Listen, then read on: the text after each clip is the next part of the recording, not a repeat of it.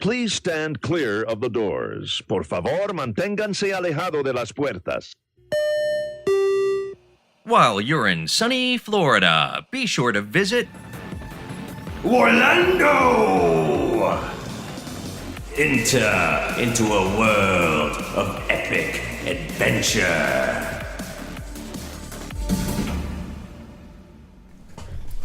I'm recording. You guys ready? Ready. That's awful. Promise me we never do that again. No, never again. Okay. Yeah, I can't sing anyway. I could barely speak. When I listened to the last thing I did with William, like I couldn't say the name William. If you listen closely to the previous episode, the first time I said, like, hey, William, is what came out of my mouth. So I went in afterwards and sat down with the mic in front of the computer going, William. And then I cut it back in. So I don't know if you'd be able to tell. Nice. Yeah. That's awesome. I mean, you are Canadian. Yeah, but that doesn't mean I should be able to speak. It just means I say oot. There we go. Yeah. Hey, guys. Hey. Welcome to WARlando. Hey. Yes, thank you for listening. Yeah, tonight we are going to talk about the January issue of White Dwarf and the Skirmish rules. Yes. Yeah, really excited about that. Yes, love playing Skirmish for so many reasons, and we'll get into that. But first, what have you guys been up to? I just poured myself a High Life, one of my favorite beers. High Life is a great beer. Yeah, and It's almost this, like, if we had like a mascot beer, we call our signature beer. Yeah, High Life is almost it. Yeah, like our house beer. Our house beer, because it's definitely on the short list. Yes. Of like, if you're going to bring a beer, High Life's on the short list. Yeah. That's a definite. Yeah. Rogue Dead Guy. Yes. Lagunitas Hop Stupid. For Definitely. sure. Yeah. Any others that jump out at you? Rasputin. Oh, Rasputin. Rasputin. That'll have to be the next time. Yeah. We'll bring some of that. Yeah. All right. So other than drinking High Life. Yeah. Other than drinking. I've been doing some hobbying. I've been trying to get some models painted and table ready for just some ideas that I have. Some things where I want to start doing some of the skirmish style stuff. So this book came out for 40K. Chapter approved. Yeah. And I'm really kind of liking the whole build a warrior stuff that's in there. And for me, I'm like, oh man, I want that for Sigmar. And so I kind of read it and I went, you know what? This could just translate over to Sigmar like super easy. Yeah. And so I just like that idea. I'm kind of energized to get into skirmish. So I love the topic for tonight because skirmish, we are about skirmish, and it's great just to get some nice models painted. Some fewer models on the table sometimes is nice, and so I've got like the Warhammer Quest Silver Tower series where I've got all those models that I want to finish painting. I've got like the new I play dwarves or Duarden, and so I've, now with the addition of the Knight and Cantor, I can now take a caster if I ally her in. So I'm working on getting my Knight and Cantor painted. So then I'm like, I've got her down, I've got all the paints ready for her color scheme, and I'm like, oh, but that's going to match these other couple Stormcast Eternals that I have, and I'm like, well, maybe I should paint all those at the same time. So I kind of have like this open project of finishing my tiny little band of Stormcast that I can ally in with my Duarden. Yeah, what would you call that? Like an order, alliance, army? Well, I think those guys can just ally in under like a card-drawn overlord, within the points allotted. The 400 for a 2,000 point game. I can bring that kid in pretty easily. It's just like a Knight and Cantor and a unit of the 3 flying guys, which are the prosecutors. I think that's right. Yeah, I believe so. Yeah, they throw the hammers and fly around. Yeah, with they're the wings. Yeah, the guys with the wings and the hammers. Well, how do we end up defaulting to like I don't even know what like New York accent that is. Yeah. You know, these guys. It's like my cousin Vinny, you know, the two Utes. What the hell is a grit anyway? Oh, yeah. So It's that new Goblin army, isn't it? The Grits. Oh my God, Oh. that army looks so cool. Oh, it does. I've been listening to Facehammer, which if you haven't listened to them, they've got a great podcast. They're very knowledgrots, and they they are. Yeah, and they just did a review of that new book for the Grots. Yep, the Gloom Spite Grits or Glitz. Sorry. What's a grit? Yeah, Gloomspike Grots. Glitz. What? Wait, what? Where we're getting further? No, astray. I think that's what they're yeah. Grots, but they're called the Gloom Glitz. Spite Glitz. Yes, It is Glitz. it is actually Glitz. Yes. Isn't that what happens when you like accidentally spit or something? I thought it's a so, gleek. but I thought instead of a. For a second, I thought instead of a G, there was going to be a C on the beginning of that word, and I was a little worried. Yikes. There, That's no, the don't- new Slaneshi. Oh, Gloom yeah. Spike. Right. Yeah. Yeah. That's their new faction. The Clume Spike. Yeah. Gloom. No. Anyway. Anyway, Yeah, but that too, like, I've got all these goblins because I used to play orcs and goblins, so I've got, like, tons of night goblins. And I'm actually in the process, too, of converting all of those over to circle bases. So I did, my Dwarden, my Dispossessed over to circle bases. I did my Oryx, my Greenskins over to circle bases, and now I have a whole tray of... like 1,000 goblins. Yeah. Just got to slice them off the squares and glue them on the circles. Listening to what I'm hearing about the new book, the trolls play a big part too. Yep. The Troggoths, Yep. as they're called now, and there's some like Troggoth heroes, Yep. which sound really cool. Yeah. I'm Yeah. excited about that. Yeah, So I've got a whole slew of trolls that need to be turned And into Trogoths. The Arachnarok's got some new stuff. Yeah. lot. The whole line looks so fun. I mean, the new models as well. Yeah. They look like so much fun to paint. Yeah, we've got the Reaper 4 draft. Oh, We're yeah, that's gonna do on our the draft. horizon. It is, Yep. and one of the sections of that were all these mushrooms, because it was this like underdark, underground dwelling people. So there's all these mushroom people. They that are must in that have set. somebody on Perfect. the inside because they always come out with something that accents something that just came out Yeah, in Warhammer. in that same starter set, there's a flying turtle. Oh, yeah. They've right. got lots of Yep. underwater stuff. So Yeah. there's some neat underwater stuff, and that flying turtle would fit really well with the Idneth. Oh, I'm excited about that. When's the release date for that one now? What are they saying? It should be late February, early March when we Okay. get our shipment. Gotcha. Excellent. So we're gonna have a draft. We're gonna have our draft, our All right. competition. Perfect. to Love see- it. Yeah, who gets what? Yeah. I'm honestly a little stressed about it because there's so much in there that I want. But I hope they don't show up that day. I know there's stuff. He's gonna tell us the wrong day. Oh, He's yeah. just gonna claim it all. Nice. I think we've done this. This will be the third time we've done Yeah. this draft thing, and Yeah. I think it's been a lot of fun. So I'm thinking this next one we record it. We get multiple cameras set up, and we record the Oh, whole it was thing. fun. and- yeah. And the one thing that we do definitely need, we need our good friend Matt to come and host. It'll be so awesome if we That can would get be him incredible. to come down and host. I'll Yeah, talk he- to him about it. Yeah, he did that for the first one that we did. Yeah. Oh, was you're so much right. fun, You yeah. did. Yeah. It's important to have a host, I think. Yeah. Yeah. And then we might as well just like play around a D&D or something if he's in town. Yeah. Make a weekend of it. That sounds great. Good Warlando weekend. Yeah. Reaper, Oh. D&D. We could like do a trifecta. We draft the miniatures, and then we each pick a new hero and paint it. Oh. And then we play like a one-shot game. I Yes. like that. Yeah. Based on that character that we picked. So, Yeah. Yeah. Yeah. So And whoever's the DM, they can just paint a monster. here we go. You know. Yeah. No, that's a great idea. Mark, Love what, it. what have you been up to?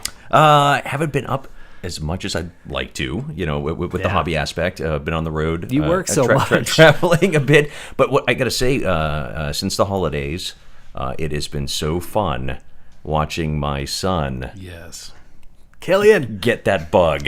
That was kind of a creepy yes. I'm sorry. Yes. but it's so exciting. It is. It really is. And just watching him, so excited about getting his Stormcast together. So I know during the Christmas break he was off, and I think he received the starter box for the Stormcast that Christmas Day, and it was like 2 days later he had everything assembled and ready to go. So he is just so happy. And we actually played our first game with him. Yeah, Triumph and Treachery, too. Yeah, Triumph and Treachery. Oh. And you guys did? Oh, yeah. We did. We were here, and I think we were like here till 3 in the morning. I don't know why you weren't available. Yeah. Oh, yeah. I think you were yourself were working or something like that out of town. Yeah. So.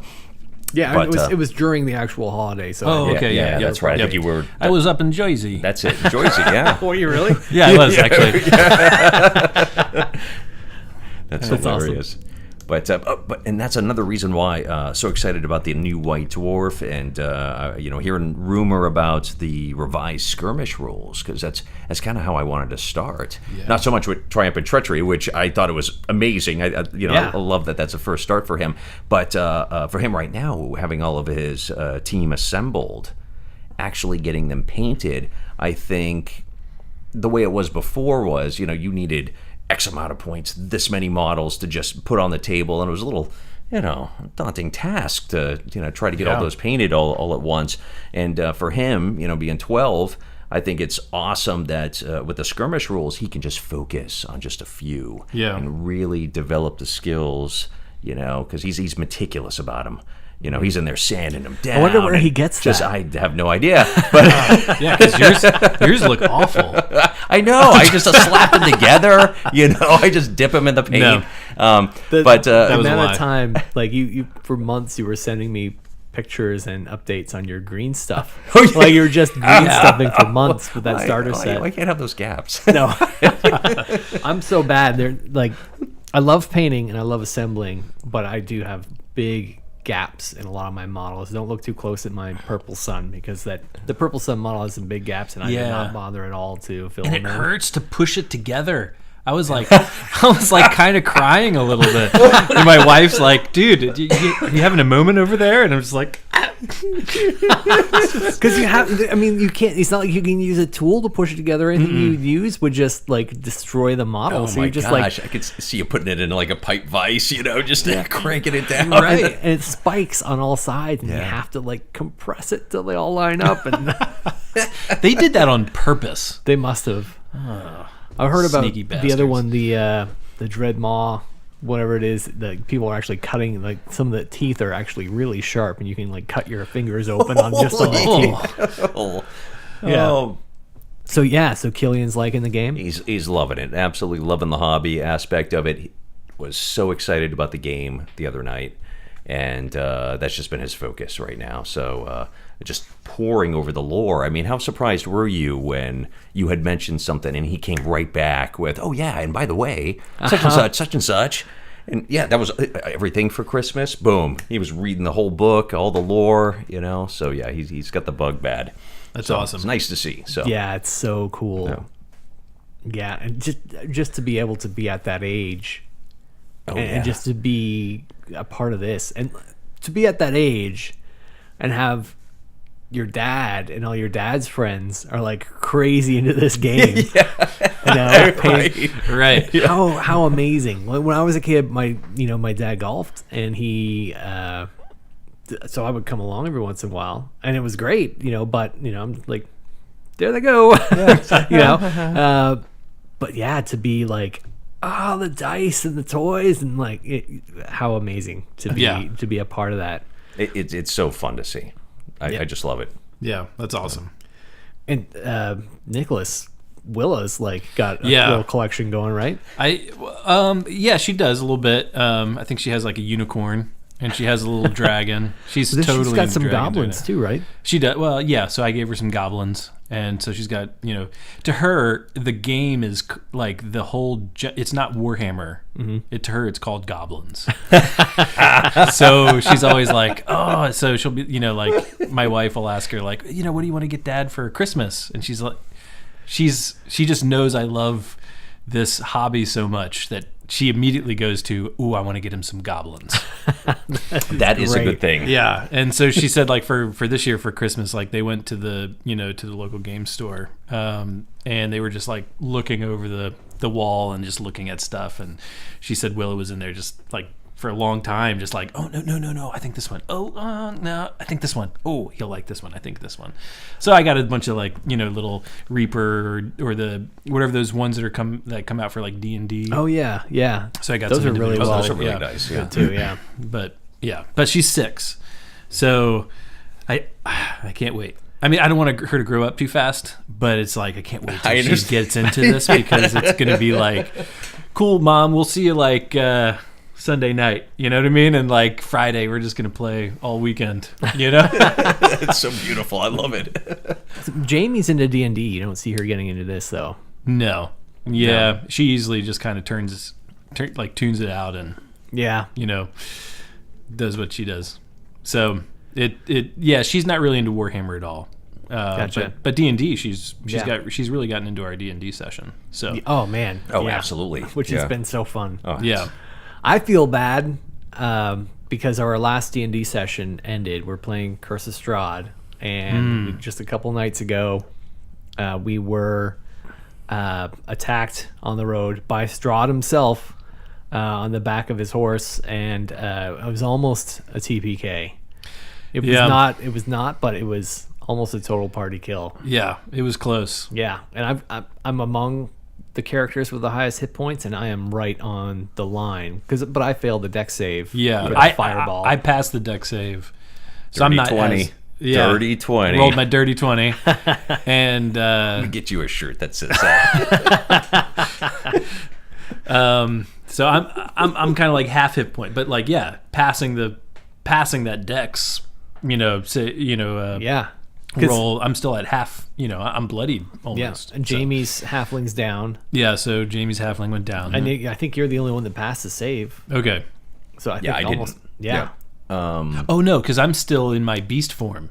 Oh. And my snake has like 60 HP. Oh. So I'm only down 17 points. I'm at 43 of 60, and then I still have my whole, druid's half orc HP left. So Better get us the hell out of here. yeah, I know. Oh, We shit. can't take another one of those. Your druid, can he turn into a giant eagle and fly us all the way from Strahd? He can turn into a giant eagle. Yep. I can probably carry 1 or 2 people at a time. So let's choose. Tough. Do we get Irina out of there then? Oh, maybe she's good bait. Well, I tell you what, Irina and Ismark they went down. Both of them. They're They both did. down. So Both went down. Yeah. And Bailey's next to me. Yeah, it's so weird to play this campaign and just be dragging these two characters, these two NPCs around with us. Because I forget they're there half the time. They're such Debbie Downers. Yeah, when they do chime in, they're like, I don't know, I can't really help you with that. They're so lame. That's funny. I don't know. We do have a fun NPC though with us. Oh, The intern. Yeah, the intern. Yeah, We got a probie here with us. He's so put upon. The Baron's son has become this emo Beavis and Butthead kind of character. It's like, who's like 12, but isn't interested in Warhammer, and is like, Dad, You're just embarrassing me. yeah, he just wants to learn how to kill people. So he's this like giant liability along with us. yeah, What a fun campaign. yeah. It's been so much fun. good. It's awesome. We need to get everybody in the same city to play at least one round. Yeah, we should. Maybe that's what we can do the draft Reaper weekend. Yeah. Draft weekend. Yeah. See if we can get Matt to come down. It's hard to plan not knowing exactly when this thing's gonna finally come through. But yeah, I will as soon as I learn more, I will coordinate that. Okay. Awesome. Perfect. Yeah. Yep. So hobby time for me. I've been making a lot of papercraft, Fat Dragon games, models and terrain and stuff, and I put a lot of it up on Instagram, which you can find on at WARlando on Instagram. Unlike at WARlando Mark or at WARlando Nick, which is you guys. Yeah. But if you guys are listening and you want to see some of the stuff that we're doing, please follow those channels. Yeah. And love to hear your feedback too. If you've got tips, you see something we're doing, you're like, you could do this better. Yeah, We're all about that. Yeah, please yes, absolutely. Tell us, and we can share them on the show. Yeah, we talk about it. Yeah, I know before you asked, where people could get in touch with me, and I was, not about the social site. So I just, signed up recently and, got that handle, WARlando Mark, but getting on there, especially the Instagram. Oh, man. I mean, people have some beautiful work going on. Just absolutely gorgeous, and actually putting, tips and stuff out there, and just real inspiration, all these people. And it's really active. Like, when you put something out there and you just kind of like hit some hashtags, and at first I was kind of like, well, is it going to be kind of spammy to hit? And like, no, like people are active. They check your photos, they look at your models, they, and they give you feedback, and it's just really cool to share that with a lot of other people that are in this. And I enjoy doing the same thing. I love seeing everybody's work, what they're working on, and just it gives me inspiration to do more. Yeah, see stuff that people have painted and think, wow, this is a standard I can try. Yeah. I can try and hit this standard and try and match this. And the reinforcement too, thinking like, I think my model looks good, but I'm not sure. And you see people's other stuff. I'm like, wow, like people are clicking on this. I put my stuff out there and people are liking it. Yeah. And I'm also enjoying a lot of the people that are new to it. And they in fact, that's even in their handle. Like they're new to to the whole painting and the hobby side of it, and just seeing the progression and stuff has been absolutely incredible. It's fun watching them, and you can see how excited they are too about watching them progress and watching them get better, and being able to do that technique and stuff, and that's been fun too. So there's a big community out there with it. It's a fantastic community. I've seen some people posting like when I started painting today, like side by side pictures. I think we should try and do that too. Find that's a good idea. Yeah, find some of your earliest stuff and compare it to your latest stuff, and feel some pride in the growth and the expansion of it. Yeah, no, that's great. That's a good idea. So, new White Dwarf. Yeah, we got a new Dwight. Yeah. Dwarf. White Dwarf. Dwight Dwarf. White Dwarf. Damn it, Dwight. Was it Bears beats Battlestar Galactica? That is it. Damn it, Dwight. GW made a big deal about their reformatted the magazine again, and it's been a few times. There was that while there where they split it, and they had Warhammer Visions, and then there was the other two versions of White Dwarf. So then now again they've revamped it, and I didn't notice this before. Maybe it was always this way, but it seemed like they used to alternate 40K and Sigmar, but this one seems like it's split right down the middle. They've actually got it color coded on the corners. I really like that because now it seems like they're just hitting all topics. Yeah, they've reserved a section for each one, each interest. Yeah, and when you look in the table of contents, you can see that they've sectioned it out to kind of like some articles about anything, and then Sigmar, then 40K, then Nightfall, some models and stuff. And you can look at the outside pages and see, okay, that's the color code, that burgundy's the color code for Sigmar. Oh yeah, I didn't notice that. Mm-hmm. Yeah, right. I just noticed that now. So you can go like that. You can see on the outside how much of it is dedicated to Sigmar in this issue. And that huge 40K section in the back with that teal color. Nice. Yeah. That's good. This is a little life hack there for me. Yeah, this was a great issue, particularly with us skirmish lovers, because they came out with the new version of the skirmish rules. Yeah. Do you guys want to talk it in order and then finish with the skirmish part? So looking at the Sigmar section, one of the first things they talk about, they've got the fiction. I haven't had a chance to read the story, but you read it, Nicholas, right? I did. And it's about your favorite faction. Yep. It's about your boys. My boys, my KO.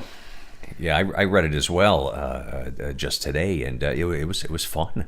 Yeah. Yeah, it was fun. And I like this kind of stuff that they had. I mean, it's just short enough of a story, just giving it a little flavor text, Because I remember we mentioned before about, what is this world like now? Yeah. I could envision the old world, but what is this, world now? What is it like? And this is really giving it to you, in just little bits and pieces, just little samplings and stuff. And I thought it was well done. Yeah. I love just any little bit we can get that's a little bit more flavor, that we can delve deeper into this world. It's fantastic. So how'd you think? What'd you think of the story and how your boys did? Yeah, I mean, it's great because the Duarden factions don't do magic at all. Yeah, like they have the navigator that can unbind spells and different things, and that kind of like hits. Like he's in the story and he has to try and like cancel out some magic and stuff like that, but they don't do magic, and I kind of like that. I like that there's this faction that's just like, I've always liked that about dwarves. They've always kind of like been the ones that like turn their nose at magic, and they find other ways to do it. Here's where the meta is going. And then they're like, no, we're doing our thing, Yeah, and finding a way to... I like that. Yeah, subvert what everyone else is doing and take advantage of it. Yeah, and so they're so their approach to it is very, very like whatever, I come upon this cavern or I come upon this area and there's the swirling magic and I can sense there's something going on, and to them it's, let's dive in and either absorb it, take it, make money off of it, or kill it. Yeah. So I like that. Yeah.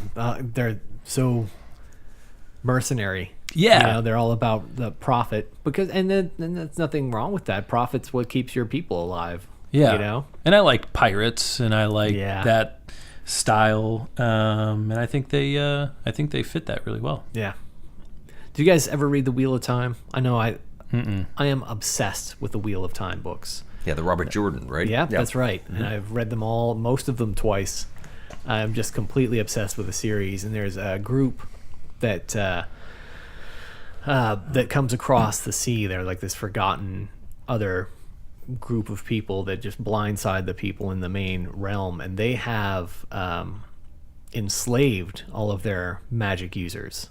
And so they actually have them in collars, and they use them as like tools and weapons, to get their things done, because they think of magic as this like dirty, untrustworthy thing, and the people that can use this, they're not to be trusted or left roaming free because they can cause so much destruction. So I could picture the KO being like that. Like I could picture them like if they did bring a spellcaster into their army, that they would treat them as like a servant. Like this, like they've like, okay, you work for us, here's do your job. This is your job, They're kind of an outcast. They're not really a part of the team. No, they're just a tool. Yeah, you're a tool shed. Yeah, even I could even see them not keeping them as a slave, but like an indentured servant. Yeah, like I could see them like rescuing some elf wizard. And like, okay, you now owe us a life debt. So for the next 10 years, you have to, be our servant before we could set you free. That's it. Like I could see that being like a KO kind of thing to do. I feel like now I kind of have to have, if I ally in the Knight Incanter, I can't just ally her in by herself now. I feel like she needs a little bit of a cadre, like a little bit of a bodyguard posse. Yeah. Because maybe she feels this bitterness from the Duarden that she's not a part of the crew. Yeah, she has to kind of keep a posse to help. Yeah, she knows, make sure she's safe, make sure she makes it through to the next mission. She knows as soon as the tide turns, that maybe there's more profit in selling her, or Right. being When she's rid of not her. needed, maybe Yeah. she's the first to be dropped from the list. Yeah. Maybe this and that little 3-man group of prosecutors is only 100 points.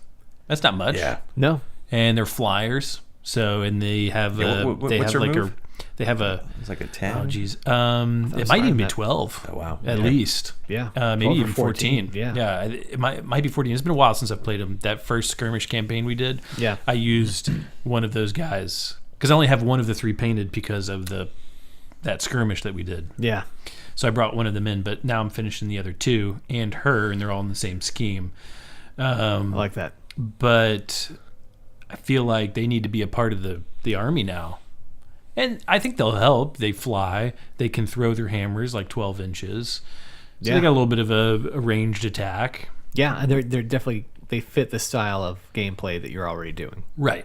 Yeah. I'm going to have my engine riggers running out with their chainsaws.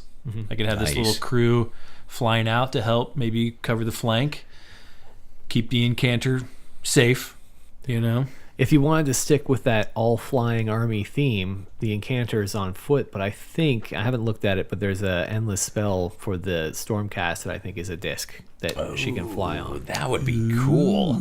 Yeah. Okay. Yeah, if you were thinking about that, that would be neat to see on the table. Like if you were going to do like your battle board, your display Yeah. board, that'd be fun to put her on that too. Like Flyers. everybody I on like the table that. flying. Yeah. So if that's an endless spell, Yeah. then can the opponent move that during I don't know. I don't know the during rules for that one. I don't bottom remember half? the rules for that one. turn? But Okay. Yeah, I'll have to but- check into that. yeah, but I think there is a Because if spell. anything, I can put her on the Balewind Vortex. True, but that one definitely doesn't move. It doesn't, but it still has the illusion of you are flying. Yeah, you're floating now in up the in sky. the air, and, Up in the what a air. great thing for her too. If your Yeah. whole purpose for her is just to have her in there is like to like unbind spells, Yeah. or Big take over benefit. endless spells that are on the table. It'd be neat to just cast that, and it's not too expensive points wise, I don't think. Yeah. Unfortunately, the KO are very limited on their battle line.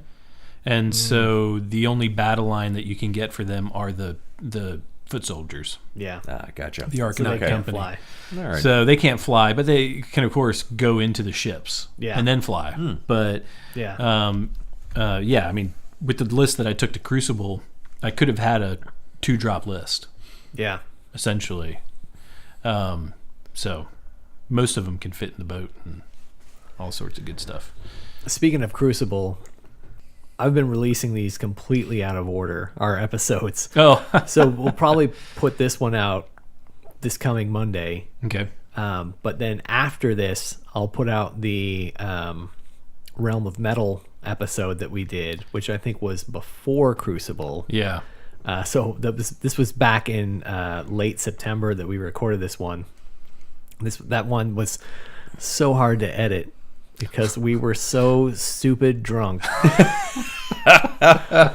It was all over the place. We took big meandering just rambles throughout. Was that the episode where we just at one point we started talking about Conan Oh, the Barbarian, and then we actually put it on and we watched it? Yeah. And then Because recorded I had some never more. seen it. Yeah. It's like, and Adam's like, no, we're watching it We're now." watching this right now. And we're like, okay, well, we're going to take a break. And then, It was such a mess. And I think I ended up having to cut so much because what we had done, we recorded a whole episode and then sat down and started talking about Conan. you're right. And then we watched a bunch of Conan. And then we're like, let's turn back on the computer. Let's record some more. And everything that we recorded after that was just this like slurring mess with all of us going, Chrome. Yeah, that's it. Yep. So I'll probably put this out Monday, and then sometime later next week I'll put out the Realm of Metal one. There you go. Excellent. We laugh at apologize ahead of time. yes, Such a shit show. brace yourselves. But a good time was had by all. It So was definitely a good time. So yeah, that was before. That was way back that we recorded that, but now here we are talking about this White Dwarf. So the next section of the White Dwarf is about FAQs and designer commentary and why they do things the way they do. Yeah, titled Rules of Engagement. Yeah. So it seems like... Did you guys read this? I did. Yeah. Yep. This seemed more like this first one anyway was kind of like a mission statement, explaining what this section was going to be about, and it really makes sense, It does. It does sound like Yeah. he's complaining a little bit. He's at one point he's saying something like, "These rules are perfectly clear, and just use them as they're written. Don't fill in the gaps. Just like the rules are what they say they are. Yeah.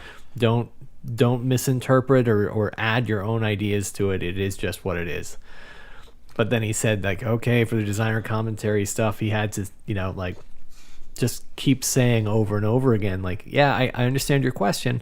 Here's what the rules say. This is what you're supposed to do. Here it is. Yeah. So he said that, he made it sound like most of what he does for these FAQs and designer commentaries is just say the same thing he's already said over and over again. He reads frustrated to me. Yeah. So this guy, they released a podcast and Stormcast, And Jervis Yeah, Johnson was that's on right. there. Yep. They took a big break. I don't know if you noticed that, but No, I haven't seen this one yet. they took a break and we're off the yeah. air for 4 or 5 months. Maybe they were like rethinking what they want to do with the podcast or something. Yeah. Because there definitely was there was this feeling of that podcast where they would have different people in the on staff coming and talking, and other tournament players coming, and they had like an episode where they had some people on there. They were just laughing and having fun, and then all of a sudden it went off the air, and I was like, uh-oh. I wonder if they were like, hey, you guys are having too much fun. You know what I mean? I was loving it. And then they came back and they started with this guy, and he's like the father of Age of Sigmar. Yeah, and I know well, Age of Sigmar hasn't been around for a while, but he's been with Warhammer for a long time. I think the whole time. He was like a sales guy back in the day. Yeah. And then he moved in, and I think he had a big hand in Blood Bowl. Yeah. And he got that basically off the ground. But 40K was already underway. And then, so I think he went on to do some stuff for 40K and whatnot. I mean, they talk about it in the podcast, and he talks about starting Sigmar and all that kind of stuff. But you're right. In this, he's kind of like, no, these are the rules. I have I don't know. I'm torn with the whole like FAQ where where obviously in here, he's like, the FAQ is to kind of clarify the rules. Right. And you're going to ask me 10 questions that I think are important, and I'm going to put them in the designer commentary and answer them there, but not adjust the rules, because the rules explain it. You just need the designer commentary to like hear it the right way, essentially. It guides you to the understanding. But then I'm like, so one part of me is like, well, maybe you're just not writing the rules clear enough. And, Or just and I think that anticipating, they talk about that in their podcast, where they're talking about the evolution of their rules writing. And so I think if you kind of hear the podcast and then you hear this, they know that there's evolution, there's things they have to change about it. So it does come off a little, I don't know what the word is, but like they're brushing us off, like no, you just need to read the rules. But they're actually they talk about it where they're changing their rules. So I think the second podcast of Stormcast, they brought in a guy that did a bunch for the Beasts of Nurgle, or not the Beasts of Chaos, the Beasts of Chaos. Yeah, that's true. Yeah, and he was talking about how the way that they're writing the rules now is to encompass a lot of these questions that they keep having to clarify. And so they are trying to get better, I think, at writing those rules, trying to say like, no, your unit has to wholly be within this zone, and within this 12-inch bubble. You can't snake people across the board. That was one thing he did say. He wanted to get rid of the conga lines. Yeah. So he was right. Yeah. And so there's these clarifications, and then there's these loopholes that they're finding and stuff. And so I think they're trying to get better at it. But you're right. It's like, they're kind of like, well, this is just what we do. The FAQ is like a part of the thing, and it's like, well, you release a book and then you release an FAQ right afterwards. Like, why isn't it all in the one thing? Isn't it all in the one thing? Yeah. In this article, he does mention that they try to release it and they usually release it close to the time of the book release, is because he says a lot of the questions actually come within those first 2 weeks after but the they've release. been play testing this, right? I know. But I got Like maybe it's get new just- play testers. I mean, say even if they had like advanced playtesters on every continent, there'd still be it's going to be something that people comes up. just like Yeah. people out there that just see things that this comes back to me, and this like the last 3 times I've been on this mic, the same story keeps coming up about the Caradhran overlords, and that one unit with the in the war scroll didn't specifically say you couldn't take more than one. Right. What was the gun? Well, the group was the Thunderers, Yeah. and the gun I think was the mortar, Yeah. and the mortar could shoot like 24 inches or 30 inches, something like that off the bat. And the original war scroll said that the unit is at least 5 guys, and they can take any one of these weapons for each of the guys. Yeah. And so people were wanting to equip Just each the of the best gun. 5 with just that gun, so that they could sit in the back and just fire away. Put a chemist right next to him, and now they get 2 shots. And now all of a sudden they're doing double, and it was like a nasty gun. It was like -2 Ren, D3 wounds.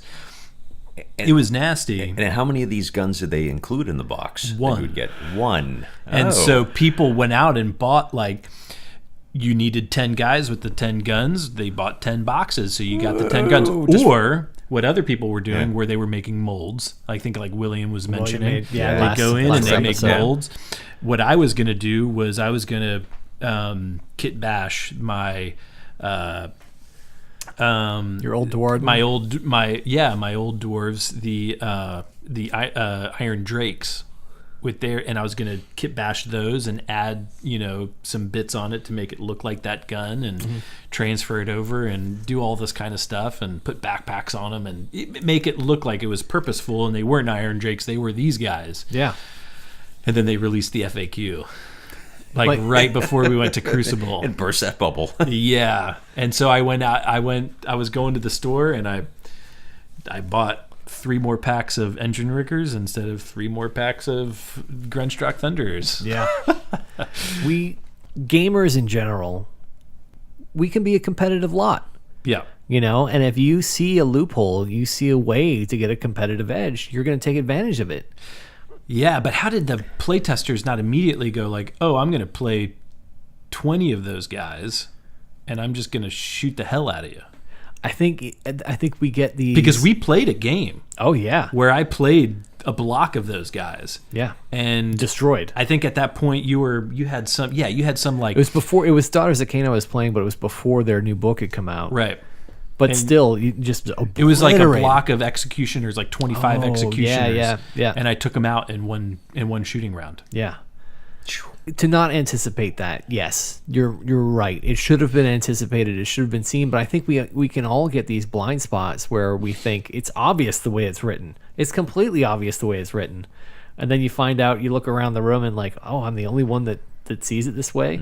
It's these blind spots we can get. You don't see how someone could like willingly just interpret it the wrong way. Right. Like they probably know exactly what you're saying and exactly what you meant to say, but that's not what it says word for word. So we are gonna take advantage of that and then just destroy. There's got to be some way though where we like to have physical books in our hand. Oh, yeah. And obviously those can't be changed without you printing out something and pasting it on the page, right? And changing the rules on the page. Like Blu-ray discs, if I go out and buy the latest, Marvel movie that comes out, I'm going to get a digital copy, and I'm going to get the DVD, and I'm going to get the Blu-ray. So whatever you have, you've bought the movie. You got the movie. Use it how you're going to watch it. Yeah. So I like to pop in Blu-rays because I like the quality. You're going to get 5 times the quality than you're going to get by watching the digital version. Yeah. I'm cool with that. it is nice and convenient to have the digital version if you go on a trip and you bring the iPad and you can watch it while you're going, whatever. Why can't they do that with these books and then adjust the books to change with the FAQ, with the errata, with those changes to better? So now you have like this repository of digital books. And then, so this book is now outdated. Fine, I'll slide it aside and I'll use my iPad and I'll follow the rules. And now I just go to the tournament or I show up to the gaming store with my iPad, you know, and the books that I want to take with me. But I don't have to take them with me if I don't want to. I think that the way the game is set up right now, it's almost like the print industry in general is struggling. And I feel like with the way the rules and errata come out, if you have to have a computer to have the FAQ and have the designer's commentary, and you have to have the core rule book, and you have to have the general's handbook, and you have to have the malign sorcery book, and you have to have your own battle tome, like why would you, like, you're not going to need these books ever if you're going to have to, if you have to get them digitally anyway, you know, like it's almost like we're getting boxed into this corner where it's going to be way more cost effective and efficient to buy a tablet and get everything digital and never buy a book again. Yeah. You know, because the thought of going to one of these tournaments and carrying 10 books and my army, you know, and my dice. Need like a pack horse. Yeah. You know, pack mule. Peppy the pack mule here. Yeah. Have like, your service animal donkey Mm-hmm. that you bring around the tournament with you. It's weird. And it is weird to me too that when you buy a physical copy of a book, you don't get the digital copy for free. Do you know what I mean? Yeah. Like, yeah, exactly. I in today's age, today's time, we need, like, I don't see why that isn't already an option. Yeah. You get the digital version, you buy the book, you get that Warhammer library login that you get, and you get the ability to download and have it on your iPad. That would make it really nice, you know, because I've just gone to the digital now and just doing it. But it makes me sad because I love the physical book. I love seeing it up there on the bookshelf. Yeah. You know, I love being able to, you know, pull it down from there and actually have something in my hands to flip through the pages. And the pictures, it's so much nicer to look at pictures in a book, I feel like, than it is to look at them, which is great. So you buy that big-ass 2.0 book and whatever that comes with it, but it's going to change. it's going to change. Yeah, we know that right off the get-go. Yeah. If we're traveling within 2 weeks. if you want us to easily go to the store and do it more often and do it easier, let us do it digitally. Yeah, I don't know why. Well, okay. I think there's zero incentive for GW to do that, because I think for them it'll probably be difficult. They have to worry about keeping track of codes and stuff, like a company like Blizzard used to have all those codes on the disc. You have to keep track of the codes. On top of that, you have someone like me that has bought the core book and the General's Handbook and the Malign Sorcery book, and then bought all three again digitally because I want to have them all on my tablet. I want to have them all in Azir. So what's their incentive to do that for us? I guess because I don't keep think their consumer happy. Yeah, keep on the cutting edge to keep them happy and just overjoyed at buying more models instead of wasting money on books. Yeah, even if we're gonna buy the book. Yeah. We're gonna buy the book. We're gonna. Like, there's still going to be a following that buys the book, but and add reasons to add the poster to it that you get to hang on your wall. You know what I mean? Yeah. Like add the reasons to buy the book, but also like reward us for subscribing to this game and all the editions and renditions that continue to come out. Because I feel like they're biting. I don't know. I could see it both ways. Because I feel like if I'm spending money on these digital books, that's money I'm not spending on paint and models that I could spend on paint and models. But at the same time, digital copies cost them nothing. So I'm spending, $15, $20 on something that's like, for them, it's like 30 seconds on a server that I'm downloading this thing. It's free money, just absolutely free money for them because I want to pay for the convenience. Yeah. I still don't. Just the only thing I can see would be just satisfying us as the consumer. That would be the only incentive for them to not just give us the digital when we. Mm-hmm. A year ago, I was in pretty regular communication with the White Dwarf team because there was this. It's good that we're doing this on a White Dwarf episode. That I signed up to subscribe when they had just jumped back into their last version of White Dwarf, and they made a big deal. Like, when you subscribe, you're going to get a discount if you subscribe right now, and you will get the issue before it gets to the store. You will have it in your hands, in your home, before it gets to the store. I'm like, yeah, all right. I want that. I want to be informed. I want to have the knowledge as fast as anyone else from the convenience of my home. They had a problem with their American distributor. And so it was coming weeks late. Oh, no. Oh, no. Yeah. So, and they were aware of the issue. And so I was back and forth with them, like, where is my, it's the first Saturday of the month. Where's my White Dwarf? I'm like, well, it's behind. We're working on it. And it ended up being they had to like completely sever their partnership with their American distributer. No, because I could see you out there in like a lawn chair, just sitting by the mailbox, anticipating its delivery. Because so sad. We're all pretty passionate about this, and they weren't delivering it. So I got in touch with their White Dwarf digital team, which they've now retired. There isn't currently a White Dwarf digital that you can get, but at the time, I was in regular communication with them. Like, hey, I am a consumer. I have paid for my issue. It's showing up weeks late.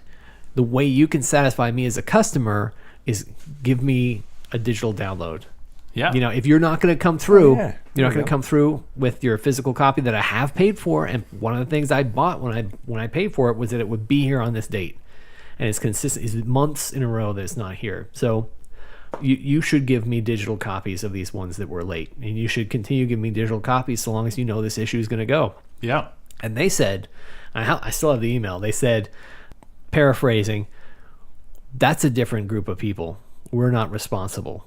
We are the digital team. We are not going to make up for that for them. And I said, no, you know what? You're all White Dwarf. You're all Games Workshop. You're all one team. If someone drops the ball, you better pick it up. Yeah. But they did not it. They did not see it the same way. So man. Maybe it's just a different customer service mindset, a different like client based mindset that just wasn't there when this particular problem happened. And I want it to I want it to transfer over to our demands on the same subject as for like taking care of your client, which is us. We're the consumer. Why is the designer commentary and the FAQ two different downloads? Why? Yeah. I mean, he explains why he's split it up. The designer commentary just answering questions, and the FAQ is changing rules. Yeah. I get it. It doesn't have to be two different documents. Right. Because you almost need them both. You have to have them both. You're gonna because you have if you're gonna play a game. If I show up to a game, for example, can I give you an example? Yeah, sorry to cut you off. No, go for it. I think we're gonna say the same thing. Is it the artillery? I was gonna say that when I show up to a game to play with someone else, I need to understand the rules in my battle tome. Correct. Yeah. So I have a response as just like our social compact. I have a responsibility to have read and understand both of these documents. Yeah. Know how to the be a rule fair is player. to be played. Yeah. Yeah. Right. Yeah. And know of any changes. Yeah. Right. Exactly. So if I come in there and I play a rule wrong, maybe in a friendly game, okay, in a tournament, that's a big deal. You denied someone a trophy potentially because you played a rule the wrong way, the way you shouldn't have. Right. And if you play it wrong with us, what do you get for that? I have to do a shot of Bugman's. Well, yeah, Oh, exactly. Yeah. But we feel bad, so we usually do a shot with you. Yeah. It's kind of a community. That's why, because you feel bad. You're pulling us all down with you when you do this, so don't do that. But you get what I'm saying, right? Like, it's not I feel like it's easier on them. Like, I don't know, Nicholas, you know way more about this than I do, but as far as like maintaining servers, like isn't that just one less document to keep track of and like keep filed properly on a server if you're... Yeah, I mean, it costs money for people to be downloading content from your servers. Yeah. So, you know, every time they pull in a PDF, pull down a PDF, you know, the organization GW is paying for those downloads. Yeah. Essentially. So, you know, you're right. You would want it to be the least amount of those documents being downloaded. Yeah, and if I have to get 2 documents for the one book, I don't know why you couldn't just put them in the one PDF. So if it's tracking version dates or something like that, I don't know why you couldn't do that internally in the document that you download. You can say FAQ / commentary updated on such and such date, and then when you open it on the first page, it says no changes to the commentary as of X date. Right. But most recent changes to the FAQ are here in magenta, like they normally do. Right. Exactly. I don't know. It makes it an extra unnecessary step, and it's one more thing to print and read and bring along. Because even if like he's saying, I wrote the rules the way they're meant to be interpreted. Don't read into it more than what's there. It's rules as written. Okay, I get it. I still have to make sure I read the FAQ to make sure that I do understand it, because Right. I think I understand it. And so far, I haven't seen a lot, definitely not with the Daughters of Cain, that it hasn't caused any confusion. But still, if I don't double check, I'm not doing my part. Right. Oh. Yeah, exactly. And then you get stuck into a spot like we did when we were at Crucible playing the the team tournament. Yeah. And I had no reason to think that there was there was a designer's commentary essentially interpreting. It wasn't a change of rules. It was just interpreting what it was. And you can target the crew separate from the artillery machine. Yeah. And everybody was doing it. Everybody was doing it. And here, little old me, just thinking, here I'm going to shoot my cannons. And what the hell are you doing, boy? Because we had never interpreted it that way. Exactly. Because 8th edition, that's not how it was. And so when you make a transition from one system to another, you anticipate. I still run into this talking D&D. There's still all these little things that I was so... And everybody, I'm sure, will judge me again saying how much I like 4th edition D&D. Because I like 4th edition D&D. He said it, folks. He said... Not to go on a tangent. 5th edition D&D is not different than 4th edition D&D. People are saying 5th is so much more streamlined. It's so much faster. It's so much easier to play. No, it's the same game. It's just the tweaks are so minor. Anyway, I'm not going to get on so much of a tangent. But if you think 5th edition is better than 4th edition, you need to change his mind. I think you should find some live games where you don't know which edition they're playing and tell me what's different. But anyway, there's little things, there's little subtle things that are different between the two systems. One was that you had to shift away or create an opportunity attack. You could use a shift movement. Right. In 4th edition. 5th edition, you have to disengage. So you forego your ability to attack that turn if you're going to get out of combat. Right, because all of your attention and activity is to get away from them. Right. Step away.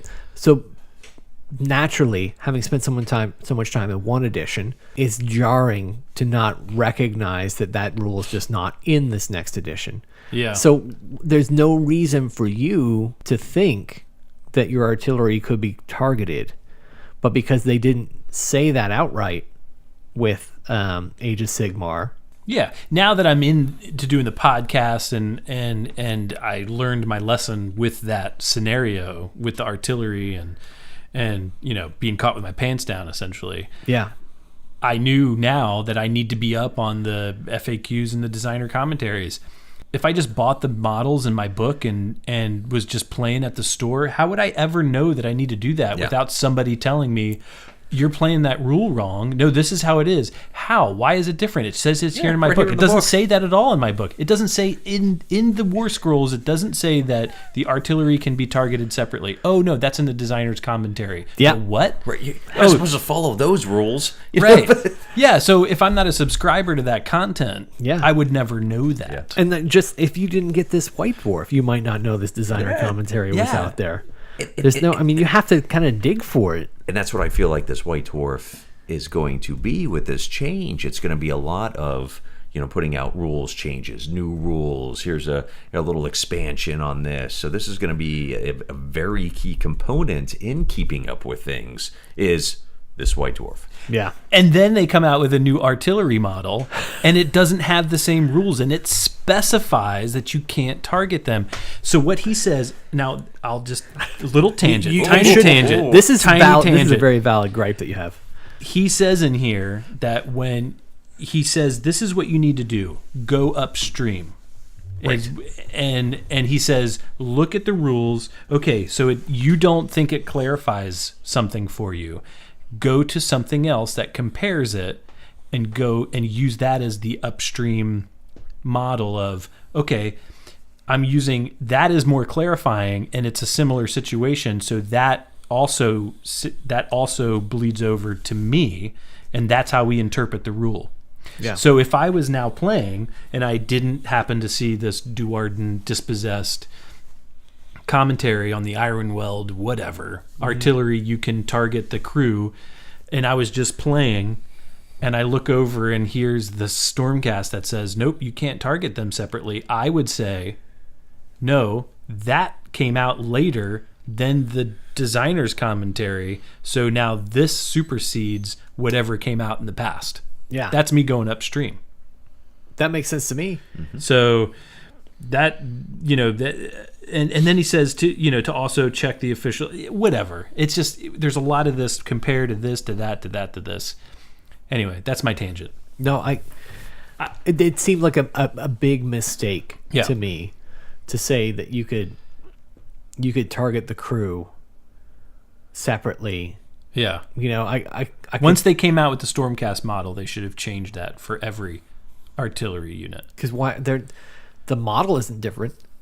Yeah. Looking at the model, it's just two guys standing next to a war machine. Right. Why would that all of a sudden change? There's no reason why, to me, other than you need to buy that model and not buy those other models. Which, if that's the case, if that's what they're doing, which I understand the impulse, but it's still not taking care of us as the consumer. Right. We bought our product. Yeah.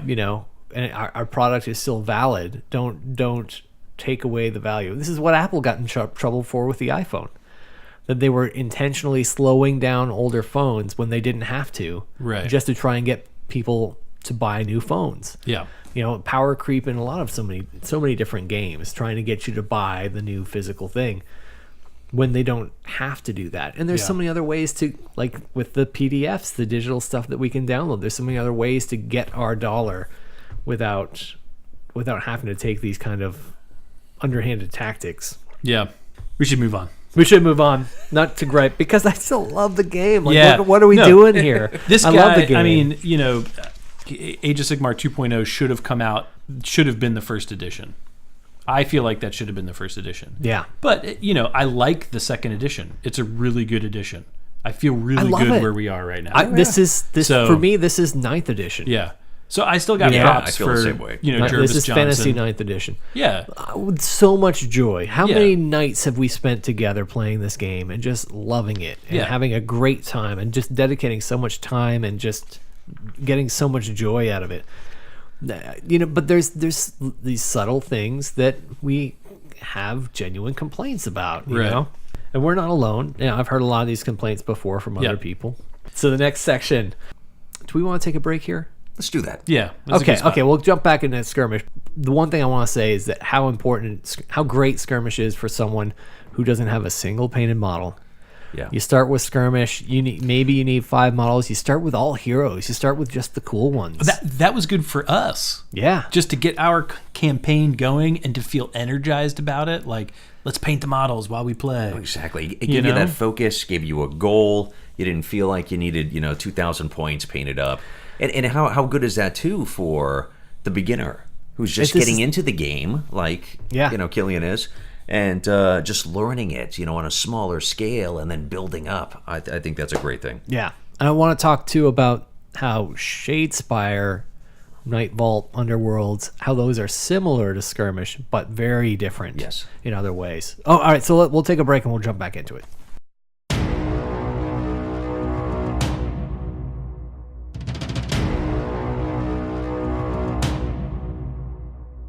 In an age of darkness, where the gods of chaos reign, a war for mortal souls rages on.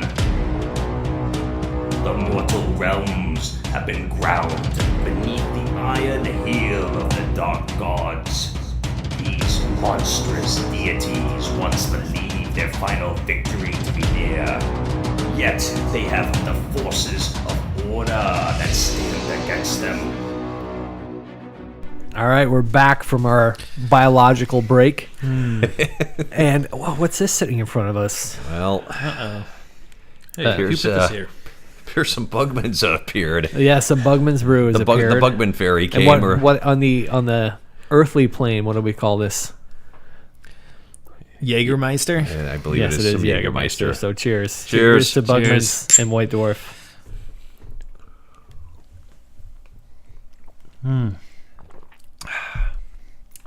Still not bad. Nope. Goes down too easy. I went through a long phase with Jägermeister, which I just couldn't stand it because it was one of those nights that things went really bad. No. And it just how certain tastes end up melding. Yeah. I went through a phase with Jägermeister, but now I'm back to Nice. really liking it again. You miscast. I miscast with my Jägermeister But spell. now, see what it reminds you of? Yeah. All these good things. Yeah, good things. Yeah. White Dwarf. Warhammer. Warhammer. Yeah. So we play a lot of Triumph and Treachery together. A lot. Oh, yeah. And Bugman's has a special place in our heart.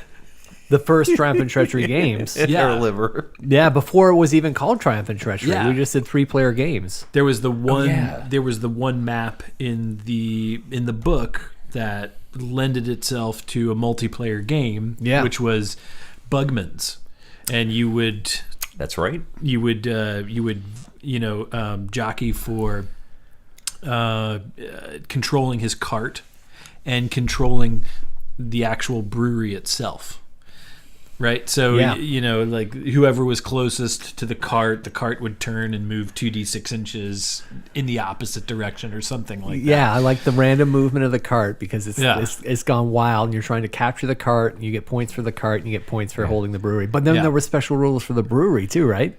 Didn't you have some kind of whoever was garrisoned inside the brewery was drinking the whole time? Yeah, That's right. And they had a roll each time, or else like a stupidity roll or something like that. Yeah. I think their leadership went up so that they didn't have to do what the old equivalent of a battle shot. Excuse me. Oh God, the Bugman's getting to me. The old equivalent of. Battle Shock. I can't remember what that leadership test we used to have to take. Yeah. So you wouldn't have to take that. They would have the unmodified bravery, whatever. But you couldn't rely on them to not attack when there was an enemy nearby. You couldn't make them hold. They would charge if they had the chance. Yeah. Yeah, that was so much fun. That's where we got our start. The three of us playing together, playing that Bugman's over and over again, and that's how we ended up deciding that Jägermeister was the Bugman's brew. Yeah. And to go back a little further, the start of this for me, personally, was Yahoo used to do this thing called Yahoo Free Cycle. So they used to have this group that you could be a part of, and you would sign up for this free cycle, which was essentially notifications when somebody would be giving something away for free in your area. And somebody posted at some point, most times it was hey, we're giving away dishes, we're giving away lawn equipment, we're giving away furniture, we're giving away books. Well, this person posted, I'm giving away these miniatures, and I want them to go to somebody who will play it and not just sell them on eBay.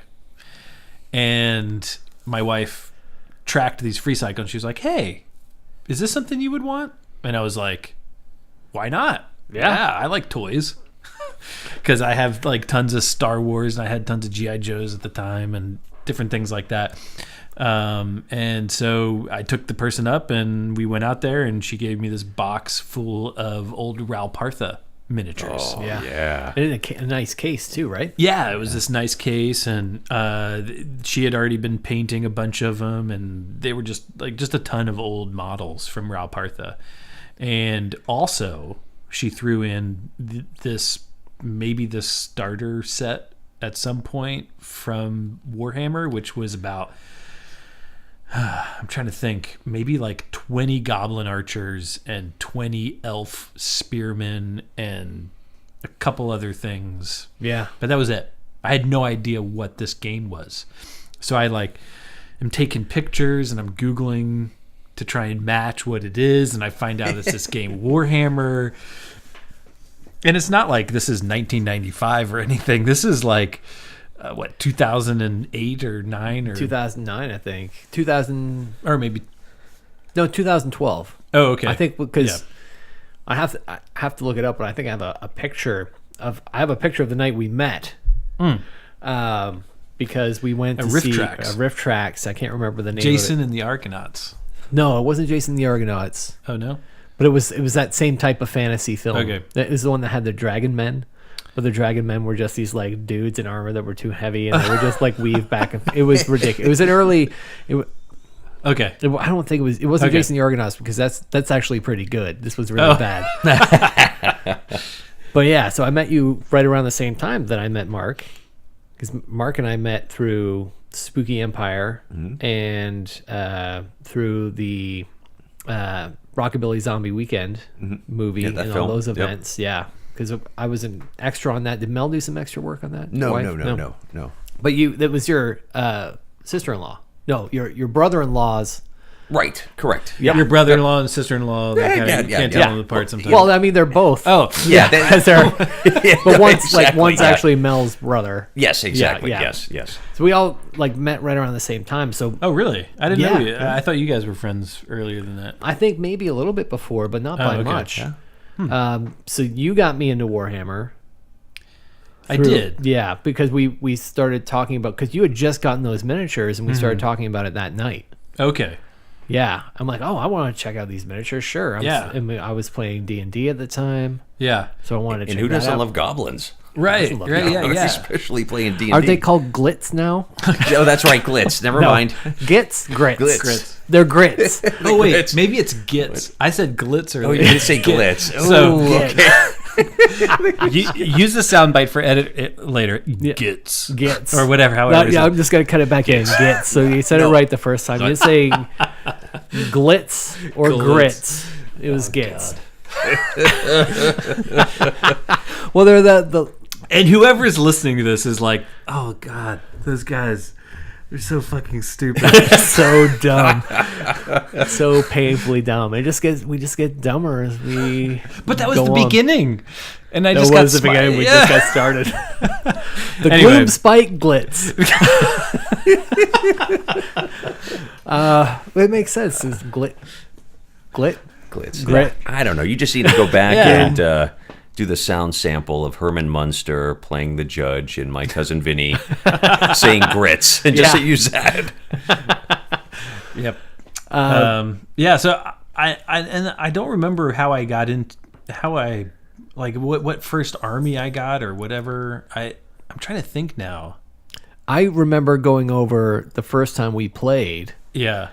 I think you had elves and goblins, and I remember you had a bunch of those spider riders. Okay. I bought a bunch of stuff on eBay for the goblins, and I think I had gotten that battle starter for the high elves. Yep. Whatever that was. Something before the Where you got Island of Blood, because the Island of Blood was the Skaven and the high elves. I got the one half of Island of Blood. which was the elves, the rider on the eagle. Because at one point we split an Island of Blood. Yeah. After I decided, okay, I'm into this. We split it, and you took the elf side of it. No, I took the Skaven. Yeah. Oh, you did? Yeah, I took the Skaven. I started. You took the up, Skaven and you took the Griffin Rider because I already had the Griffin Rider. That's right. And you used the Griffin Rider for your Dark Elves. Yes, that's right. But I didn't get into Dark Elves right away. I was definitely into the Skaven first. So when we started getting into it, I started getting really into it on Facebook, and so I put some stuff out there on Facebook. And Mark, you saw that, like, Warhammer, all right. Well, I knew you were a D&D player and all, and I want to say, like, Warhammer's been around for so long, but I think that was like the one game that I never played because I was big into D&D and BattleTech and Car Wars and all the different Steven Jackson games that were out at the time, and just about any sort of role playing, Call of Cthulhu. The list goes on and on, but Warhammer, nope, never played. So I was like, "Ooh, let's do this!" Yeah, awesome. And thousands of dollars later, thousands of dollars. Right? We don't talk about the money. Got it. I think this should be one agreement we have. We only talk about money when we have a way to save money. If there's no way to save money, we don't talk about it. Let's just not talk. Yeah, about yeah. it. It's gauche. So what I found out is I actually knew about Warhammer a long time ago, but I didn't know it. I didn't remember it because I had a board game, which wasn't a board game. It was like a battle mat game called Battle Masters. And it was this big, big box, and it had all these trays, and you put all these guys in the trays. It essentially was Warhammer. I mean, it was made by Games Workshop. It was called Battle Masters, and it was goblins and orcs versus like Empire, like not Empire. Who was the other knight faction? Bretonnians. So it had kind of like that mesh of Empire and Bretonnians. But I had no idea that it was Warhammer-esque. Yeah, Games Workshop, and somebody bought it for me by random, and it was like the only kind of game like that I had. And then whatever, that got like given away at some point, and then I got into this randomly. You found your way back. It was like Free Cycle. Yeah. It's amazing. Here we are.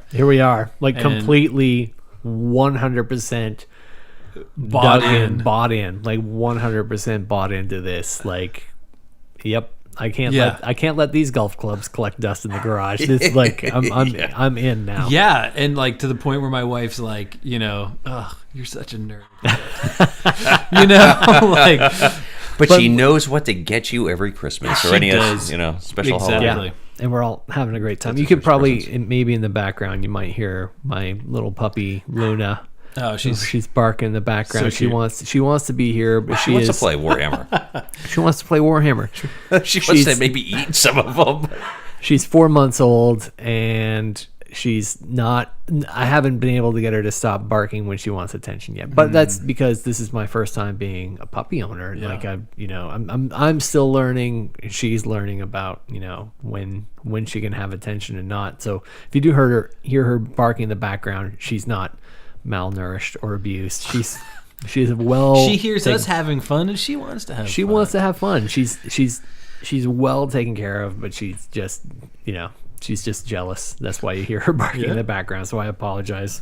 So that was the trip down memory lane about how we got together. That was not planned. No, totally not planned. But that's Bugman's brings out the nostalgia, the good times. We were at your old place on Kensha. Yeah, I mean, when we played. You're right, and it just reminds me, like, I had even no idea what size table we were supposed to have. No, so I had bought like these,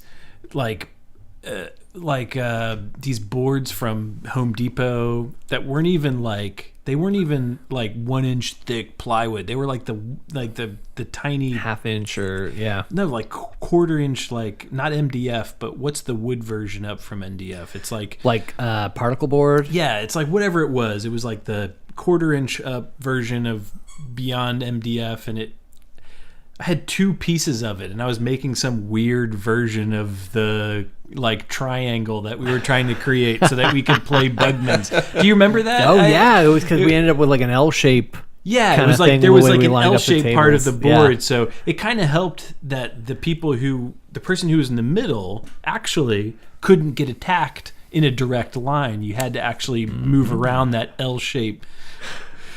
I was such a noob. I was like, I had no like. And we all were. I mean, I had no idea. Yeah. And there were so many nights. Start somewhere, you know.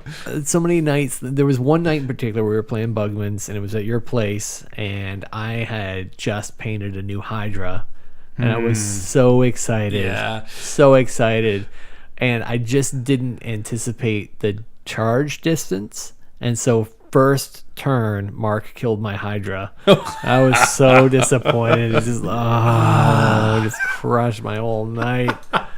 I thought, and like I like. Oh, I remember that because it like came out of your case, and then it went right back in the case. Son of a. I try not to be a bad loser. I try so hard, but it's like I'm fighting my entire nature sometimes. When it's my fault and I didn't see it coming, I have a really hard time not getting down on myself. And this was one of those nights where I'm just like, oh, I don't even want to be here anymore. Yeah. And you guys hadn't even fought yet. So I'm like, oh, I've got like just like 1/4 of my army left. There's nothing I can do. There's no way I can win. And and when we sit together to play our like 3-player games, there's no way it's less than 4 hours. Yeah. Oh, jeez. No, usually the sun's coming up. Yeah. As early as going home. Well, I remember that being an early, not so happy time. But like the majority of the time we got together to play, like just the silliness that would happen, and the watching this like barrel of Bugmans on the table, and that like dwarf wagon you would like kit bash. So much fun. When then the actual Triumph and Treachery set came out, and for us, the 3 of us always playing, that was like, this amazing. is perfect. It's like it was made for us. Like they heard us. Yes, with the coins and the cards and the betrayal. I like that. And just bribing one another. Yep. I need to open that box up again just to figure out what's in there that we can use with the current AOS 2.0. What's still valuable and what we can still use and incorporate, even if it's just that bag of coins, you know, to not have it just sitting on the shelf. We can use those to keep track of. I think there's definitely that part of it that can be used. Yeah, because that kit, when it came out in like 2014, 2015, it was gorgeous. It's a beautiful box. Yeah. The Triumph and Treachery box with the rule book, the deck of cards, and that like pouch of little like fake coins that are all the different shapes and sizes, very much Dungeons and Dragons with like the different values. And that actually kind of was the first rendition of random person goes first. That is true. Because it was a very different way to play. Rigid with fantasy. Yeah. And then in Triumph and Treachery, it was like, draw the card. Yeah. That person goes you could first. have And that you're down. like, oh. Yep. And then now Age of Sigmar is like that between 2 people and now 3 people. Yeah. But I think that's a more fun way. Like, sword. Yeah, I get to go first. You're like, oh, darn it. So I like it. We do. Yeah, it was we should great. meld the two. For Yeah, sure. I think there's definitely a way to incorporate that stuff so it's not just collecting dust on the shelf when we go and do these games. We should record one of these games sometime too. Yeah. Oh, yeah. Yeah. We have the means. Well, let's do it then. Yeah. So, but speaking of recording stuff, Skirmish. Yes. Back to the Skirmish. meat of it. I love Skirmish, and like we were just saying before the break, that such a great way to start a new army. You know, because you can start with like 4 or 5 models and try things out before you commit to painting like this whole big thing.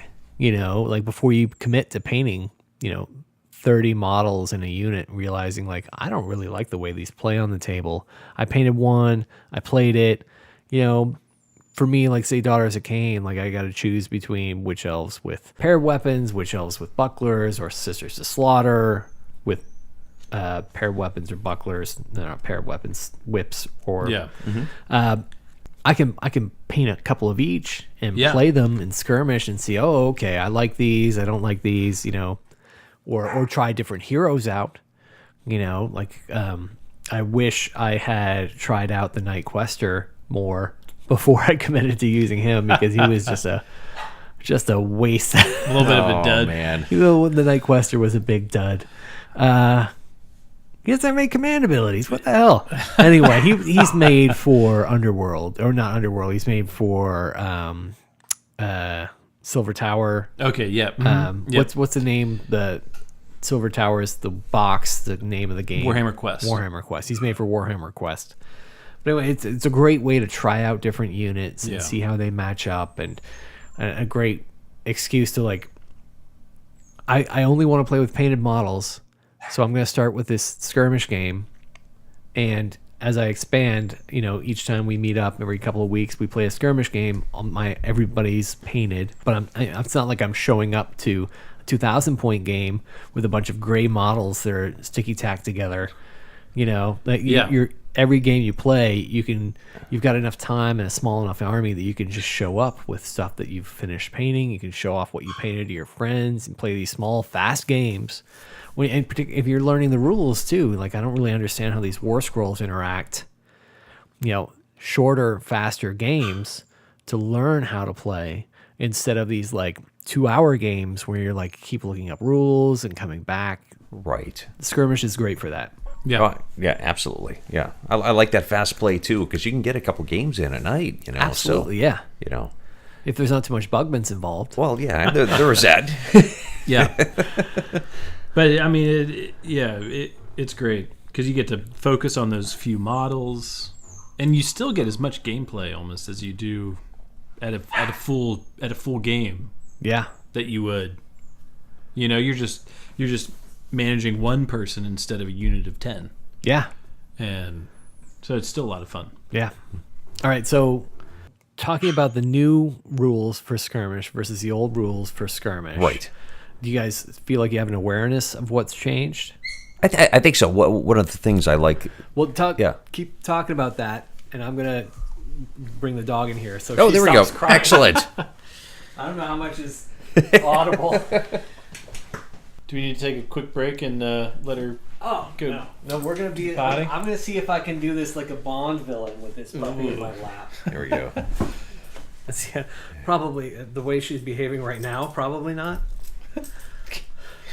What? I've never seen you before. She's gonna. Yeah, destroy everything. Flip the table. Gnawing on my hand, climbing across the table. I thought if I brought her in here, you can't see her, but I'm holding her up, and she's like a dog trying to swim in the air. It's kind of like the new Ideneth Teepkin, right? Yeah, exactly. Oh, yeah. Except it's a little Havanese poodle puppy. Be free. Be free. This puppy just going nuts, licking everybody and attacking us while we try to record. She's presenting the belly. All right, I must. So professional. Professional recording. So the first version of Skirmish came out, and it was a slightly different points system. It was a very different point system because it was very the renown specific to only certain units. Yeah. And what you had pointed out was it seemed like you couldn't use any of the older stuff. It was all like the newer models at the time. Yeah, you're right. They had specific models that had that Yeah, that's point, right. And if they weren't included in that list, you couldn't use it. Like, good luck. Yeah, but now you can. Now you can use anything. Now they actually do a formula where they bring it into the larger AOS games. And so if you know the point total, you can do it. Yep. So and you can basically use anything. Yeah. So I think the way the point total formula works is that you take the cost of bringing the minimum number. So for the Witch Elves, for example, Witch Elves currently cost 100 points to bring in. The minimum number is 10 Witch Elves. Okay. So a single Witch Elf would then be, 1/10 So 10 points. 10 points, exactly. Yeah. Right. So you're dividing the ultimate cost of the smallest unit, right? Yeah. And then divide that by that unit size. Yes. Yeah. So, So if you had, say, just off the top of my head, I can't remember what a Liberator costs, but if it was, 100 points for 5, then each Liberator would then cost 20 points. Mm-hmm. Right? Yep. That's how the math works. And so if Sisters of Slaughter, 120 points, so they're 12 points each. Yep. So that's how the new points system works. Yeah. And it also says that if you're going to bring a unit champion, that's an extra 5 points. Exactly, because they consider that an upgrade, and the same thing with what is it doing, like banners and musician as well? That's a is good that an question. upgrade as well? I believe so. I think you're right. So there's a point Every cost to upgrade that, is- which yeah. makes sense. Any sort of specialty item that you're adding. Yeah. And some of the rules are the same, where you can only add 1 war scroll. Yes. Okay, per that specific unit. Right. So if I bring a witch elf, yes. any additional witch elves I bring are part of the same unit. Right, they fall under that. Yes. Yes. Yeah, you can't have a separate unit of Right. witch elves. Yeah. So if I bring Yeah. 2 witch elves, they still work together. Right, exactly. Yeah, They're yeah. going to be under that 1 war scroll. Yes. And the same thing with only bringing 1 champion in from a war scroll. Yeah. So, yeah. Yep. And it's 5 points to the cost of a champion, or 5 points to the cost of an upgrade. Yeah. Yes. But what that means is you could bring in a champion and give them an upgrade. I thought the champion was the upgrade. Well, you would give them 5 points for the champion, and then you would have to add another 5 points if that same model was to take one of the upgraded weapons. Oh, yes. So okay. if you were to say, hey, I'm the champion. Oh, that's right. Yeah. Great. You're the 1/10th. So let's say it's the Witch Elves. You're 10 points per model. Yep. So then you say I'm the champion. I'm now 15 points. If there was an upgrade to the Witch Elf that gave them a special blade or whatever, then it would be an extra 5 points, Gotcha. Right. taking them from 15 to 20. But I believe you still need to follow the rule of if, you can only have 1 of these special weapons per number. Correct. You have to abide So- by any limitations. Yeah, so if it's only only 1 in 5 within the unit can have it, Correct. then you would need Yeah. the 5, right? So to if be you able to put it on fulfill the that. champion, then you've taken up that slot. Yeah. And it's if it's 1 for every 5, and you have less than 5 guys, and your champion takes that upgrade weapon, you can't put it on another rank and file. Yeah. Yeah, I like it a lot. I do too. It adds the customization to it. It keeps the points in line with the points we're already receiving, Yeah. so it's not an extra tracking system. Yeah, you don't need a whole other table to do this. And one big thing was having the Warhammer Quest and having all those models to choose from to now add to Skirmish. Now I can have a Zinj army in Skirmish, like a Zinj warband. But there was this special guy, the guy with the horns and the big staff. Yeah. And he was like You he couldn't have wasn't in the Skirmish point, so I couldn't take him. Yeah. But now it's just look up his points. It's just a formula. Now it's his points because he's 1 model. So if it's 1 model, it's whatever his points are. That is true. If it's 10 models and at 100 points, you would obviously divide by 10 and take that as, so like they say in the rules, you can play Nagash if you want. Nagash is 800 points. In Skirmish, he's 800 points. Yeah. Yeah. Good luck. So you're going to find that he's not going to be able to fit into a lot of the Skirmish games, Correct. which is fine. I wish. This takes me back to 8th edition because this is one of the things I really miss in Age of Sigmar is when I've got 10 points left in my army. I'm supposed to be making a 2,000 point list. Instead, I've got 1990. I'm like, can't I just put 1 more witch elf in my list? You know what I mean? Can I just bring 31 witch elves? Yeah. Just to round it out. Just to round it out. It felt good to be able to hit that number. Yeah, or like the list I want to make is 10 points over. Can I just bring 29 witch elves to shave those 10 points off? And they you know? assume now that 5 and 10 is the points you like, or is the numbers you like. Well, What think if I it's- like the quantities of 8? Yeah. What if I like the quantities of 7? That was the thing about fantasy You don't that get was that. cool. You got the ability to choose what you wanted your quantities to be. Yeah. Did you want your rank and file to be 6 deep, or like 6 wide and 5 deep? Yeah. Or whatever, 7 wide, 3 deep. Yeah. You know what I mean? Like, and then you're 21. Yeah. So that doesn't fit in Sigmar. No. But you No. wanted to be 7 wide because that helped some sort of maximization of base-to-base combat or something like that. Yeah, or just that's what worked with the points, or just that's how many models I ended up getting. Right. You know, Yeah, that is true. You may have been limited by that as well. Yeah. So I do kind of I miss having that little bit of flexibility for Age of Sigmar, that I can just bring some like a 10-point model to fill in the gap that you don't get to do in Age of Sigmar right now. Yes, But agreed. I'm really excited about Skirmish. I've mixed feelings about it having its own artifact command trait table. okay. No, I understand that. Yeah. I would agree with that. Because it would be fun to be able to, pull something, based on where you're playing. Based on where you're You know. playing, or all those malign sorcery artifacts, all the stuff Yeah. that's in your battle tome. That And, would and right be- there, you can't use any endless spells. Yeah, Yeah. what the hell? I want to bring an endless spell, Yeah. even if it cost me 100 points. Yeah. You know? Yeah. I bring 150 points of models and, Yeah. the purple sun. And no That's summon my game. units, so you can't No summon units yeah. either. But I guess that's the whole point, is to keep it simple. Exactly, and I think that's it. Just keep it bare bones, Yeah. stripped down, just those few models, and keep it to that. So Yeah.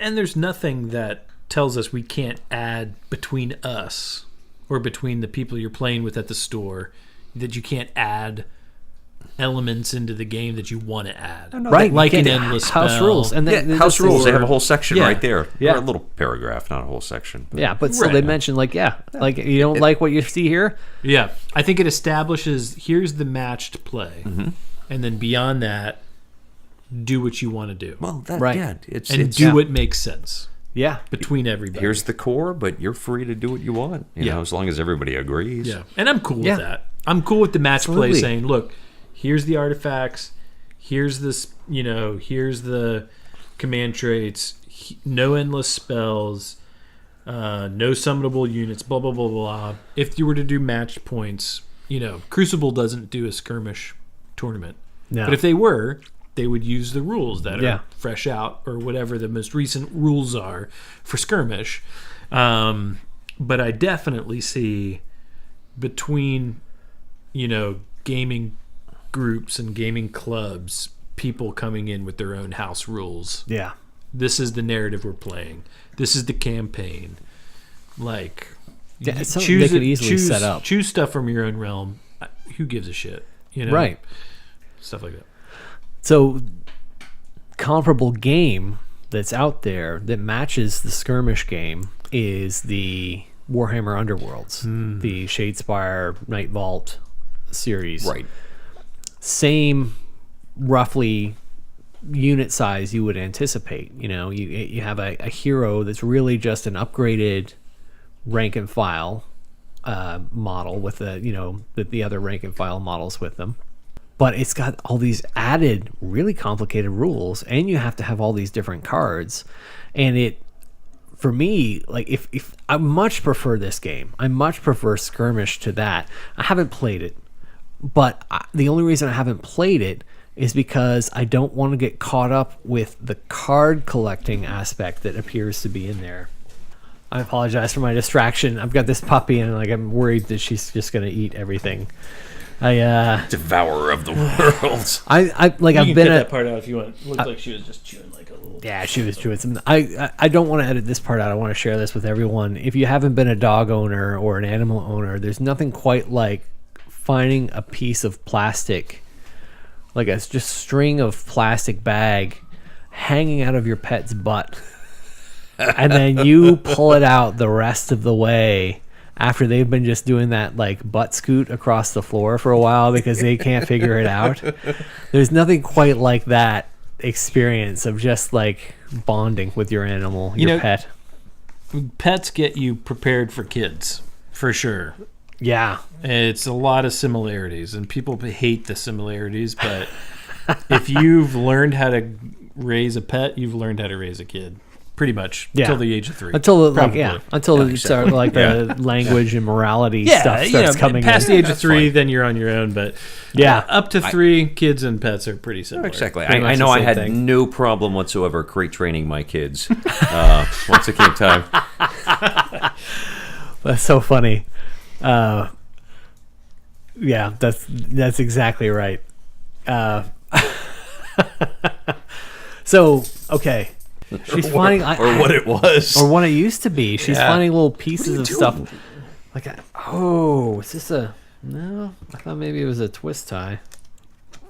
I have no idea what she's finding or where she's getting it, which is great. Just not nerve wracking at all. I think that no stress at all. What did she eat? A paperclip. What's that going to cost me? $10,000 at the surgery because she ate a paperclip. You idiot! Don't eat paperclips.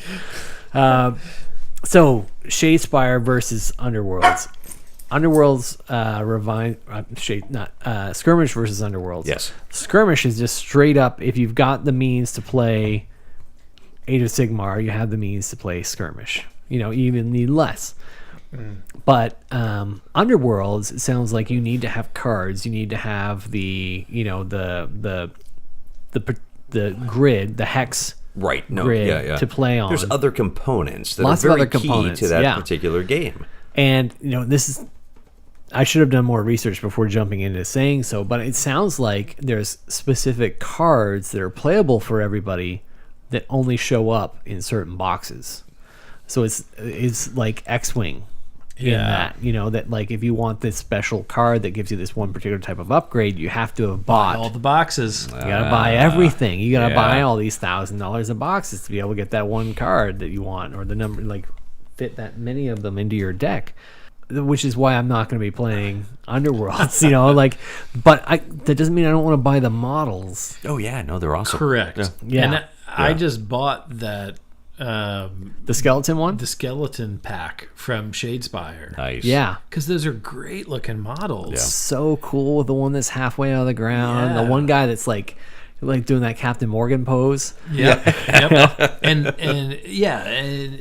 And I needed a spearman here, like a champion for for my Death Army. And I've got one from that series now. So it was a very valuable series. I can use those guys for skirmish. I can use them in my Age of Sigmar, normal battles. But you got the Underworlds box. I did. Yeah. I did go to spend the extra $4 or whatever to get the cards. Because I can't, they did a release. They did the Underworlds release, and then they released the same models in white boxes that were Age of Sigmar, not Underworlds. That you could get that were the same. You just got the models. You didn't get any of the rules or the cards for Underworlds. But I don't do that. Why? I mean, spend a couple extra bucks, get the cards. Then if you change your mind, decide you want to play Underworlds, you've got all this stuff. Yeah. I think buying the cards independently would be way harder than getting the models. Mm-hmm. But then the way people are eBay savvy, you want to customize your own skeleton warriors. Yeah. Find someone that's selling those cards on eBay. Yeah. Not knowing much about Underworlds, I don't want to dive into another game where I have to collect cards to do it. Seems like a beautiful game. It does. Beautiful and fast, and with depth that you're probably not going to find in Skirmish because you have this deck of cards. Yeah. And it's going to be a little bit more specific. Skirmish is a little bit more vanilla compared, as far as some other skirmish like easier. Mordheim. Mordheim was really deep. Yeah. It was really kind of had lots of, each faction had pages of stuff that you could look at for each faction. Yeah. But this is pick it up and go. Play with your 12-year-old. Get a few games in. Play with Try your close club. Out. It's all the same stuff that you have in the other one. It's just a smaller model size. Yeah.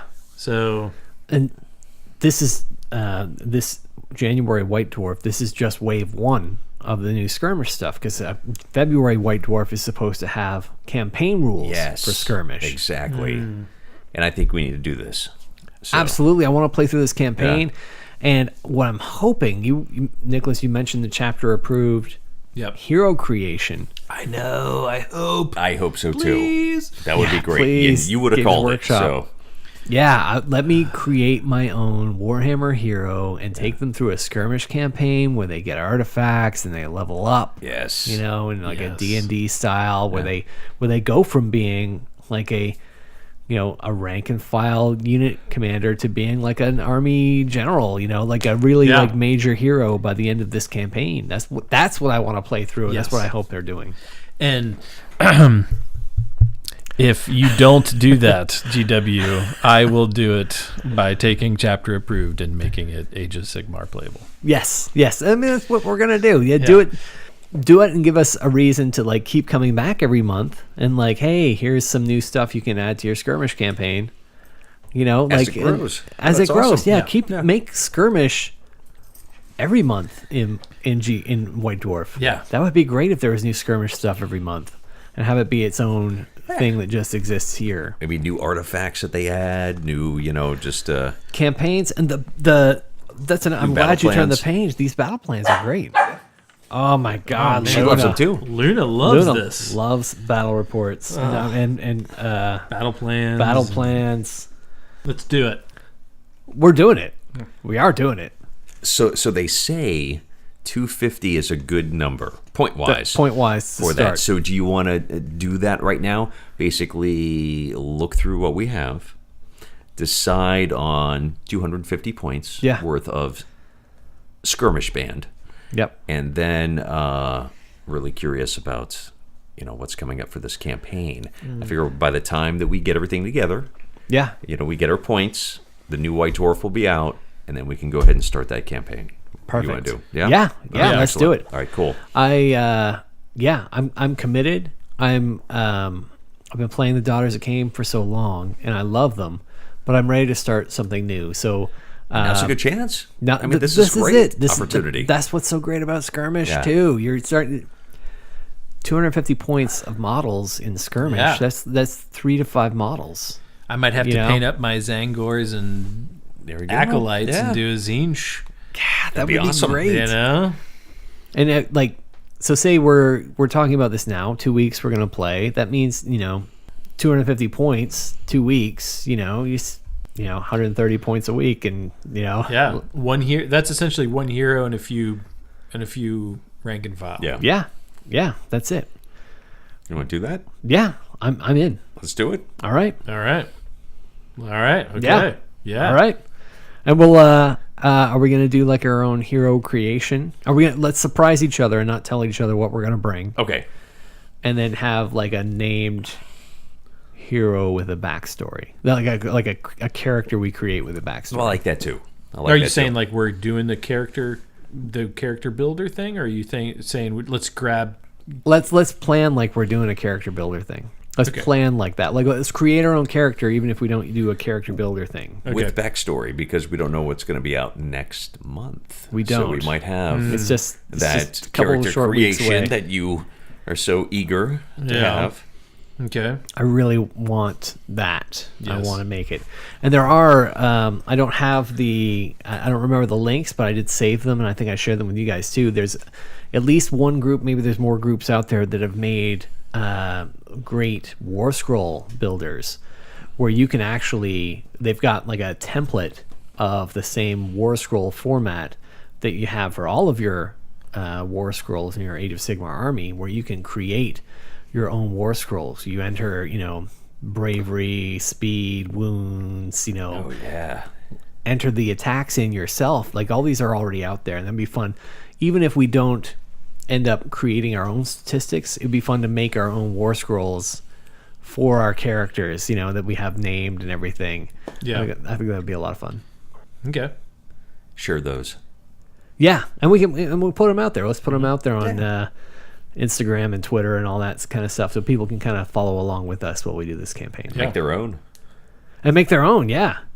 Yeah, and let's share your heroes Share with us. with us. I wanna see, too. Yeah. I'm sure there's plenty of people out there that have way better ideas than we do.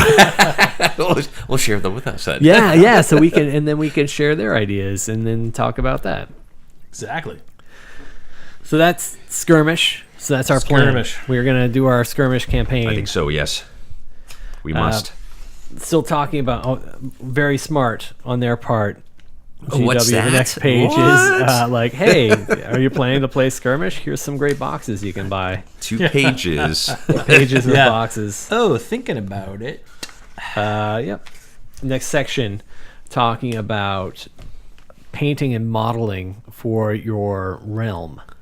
And they're talking specifically about Realm of Fire. So our first episode we did together, we talked about the same subject. We talked about Akshi and how we would paint our models and do their bases and do our battle boards to communicate that we are in this particular realm. What did you guys think of this section? I really enjoyed it.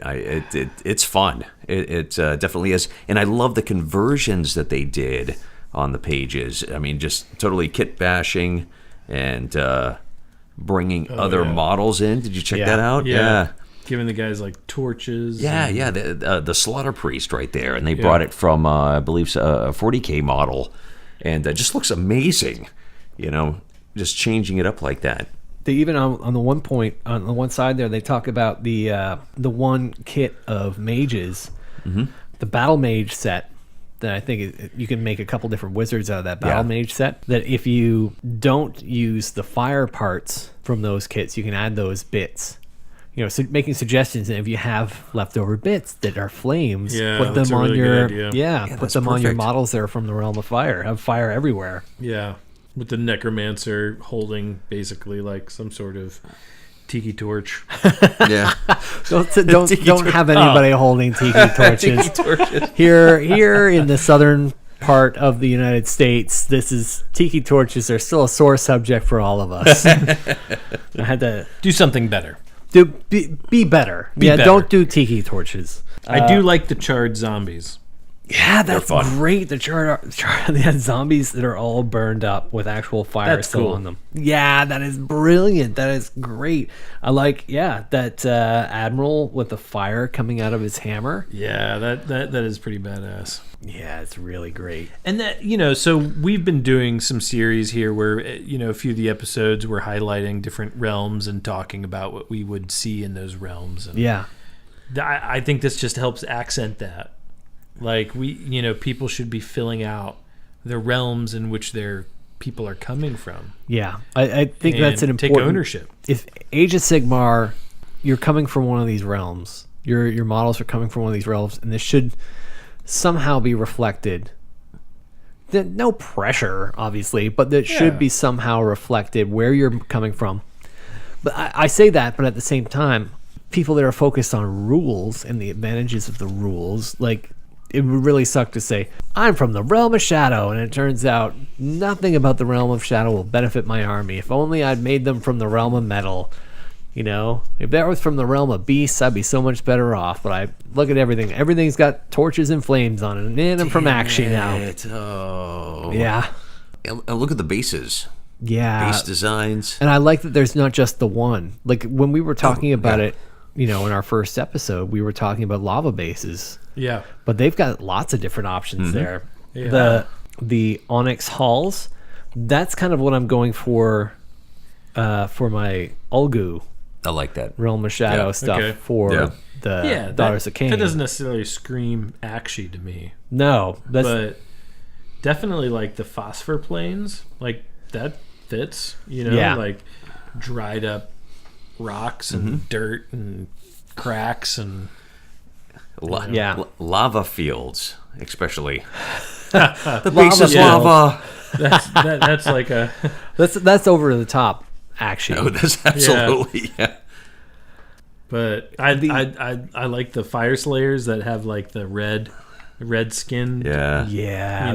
And when we did the Akshi episode, I was talking about exactly that the fire slayers always seemed to me that it never made sense how they moved underground. It's from magical means, but they're actually like elementally like Yeah. They're infused with fire. That's how they can move through the earth. And that right there, that paint scheme just shows that. Yeah. Yeah. Fun to think about the dryads coming from I the realm of fire. Oh, interesting. Yeah. Particularly dangerous for you. How about a little fire scarecrow? Yeah. And that's something to explore. They say there's a bit of every faction in every realm. Mm-hmm. We haven't done a Shaiish, realm of death. How are their communities in Shaiish? Well, that because it's I know we're gonna dive into it, but it's like Ravenloft. Yeah. For me, it's like Ravenloft. These people are trapped in this realm that's they're constantly reminded of their mortality and surrounded by ghosts and zombies and skeletons. It's like and Halloween vampires. Town from Yeah. it's something from Tim Burton. Yeah. Maybe at some point it was different, and that's why they started to expand into Shaiish. But then at some they were point just that's the only place they had. They didn't have a choice. They were just found themselves there. Oh my god, we have to settle. We have to find a way to survive here because we can't get out. Yeah. There was a 4th edition supplement, which going back to D&D 4th edition, even if you're not playing, because that edition is not as loved, still has the same, even though you don't like the game mechanic, still has the same amazingly talented writers and game creators that put out piles and piles of supplements to mine for your own games. There was one, and I'll look it up before we do our episode about the Realm of Death. There was one town, one city in particular, which was a dwarven city that for whatever reason, the magic that was contained in this dwarven city, the ghosts of the dead would just still wander around. And so you'd be your ancestors would just be hanging out with you in this ghostly form, and you're everybody's okay with it.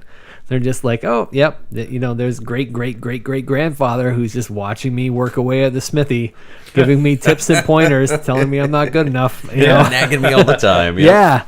That they're all there, and that you would just have these interactions with these ghosts that you couldn't physically interact with, but you would have these communication interactions. And I could see that being another kind of the Realm of Death thing to experience. Oh yeah. There's so much here to mine and just find fantastic. I did really enjoy this section, looking at painting tips and ways to customize, ways to make your table. The way they did that terrain. They talk again here about the Citadel Paint app. I don't think we've talked about the Citadel Paint app on our show yet. Oh my god, I love it. Me too, because it's so hard to keep track of what paint I have in my inventory. When I go to the store, I'm like, do I need more orange? Exactly, because I used to do a list, but I would always forget that list at the house anytime I wound up there. You find some place that's you go to the Warhammer, you go someplace in town, we go to Sci-Fi City when they've got their Black Friday deal or something like that. They're doing some other special. I know the paint's half off. Do I need this paint or not? That app, that Citadel Paint app, you can actually, I just did this because I got a new phone. I sat down here and opened up the Citadel Paint app, and you can scan the barcodes. Oh, nice. Yeah, so I scanned every paint pot that I already have and automatically put it in my I already have it list. Yeah. And I don't need any more of it. Or if I'm scanning it and I realize, I'm almost out. Right. Then I put it on a wish list. I put it on the wish list so I can get it later. It's a free app, so man, does it give you suggestions of other colors to go with? Yes. Yeah. What you've chosen? There's paint schemes that are in the app that you can look up. Yes, so you can actually go by the model. So if you're I'm painting this model, you can pull that model up, and it'll give you what colors to use. Some ideas. Yep.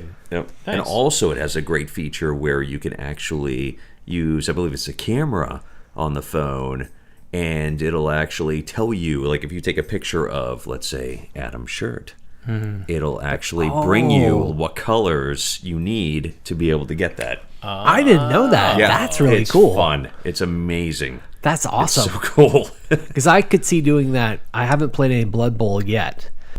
I have an orc army or an orc team that I haven't painted yet that I ended up getting when it was on sale somewhere. And I was thinking about doing it the New York Giants. Okay. So I grew up as the New York Giants being like my dad's team. So I was thinking about, I thought that color scheme with the green skin would look kind of cool. Yeah. So that would be cool to take a picture of an actual New York Giants jersey. Oh, yeah.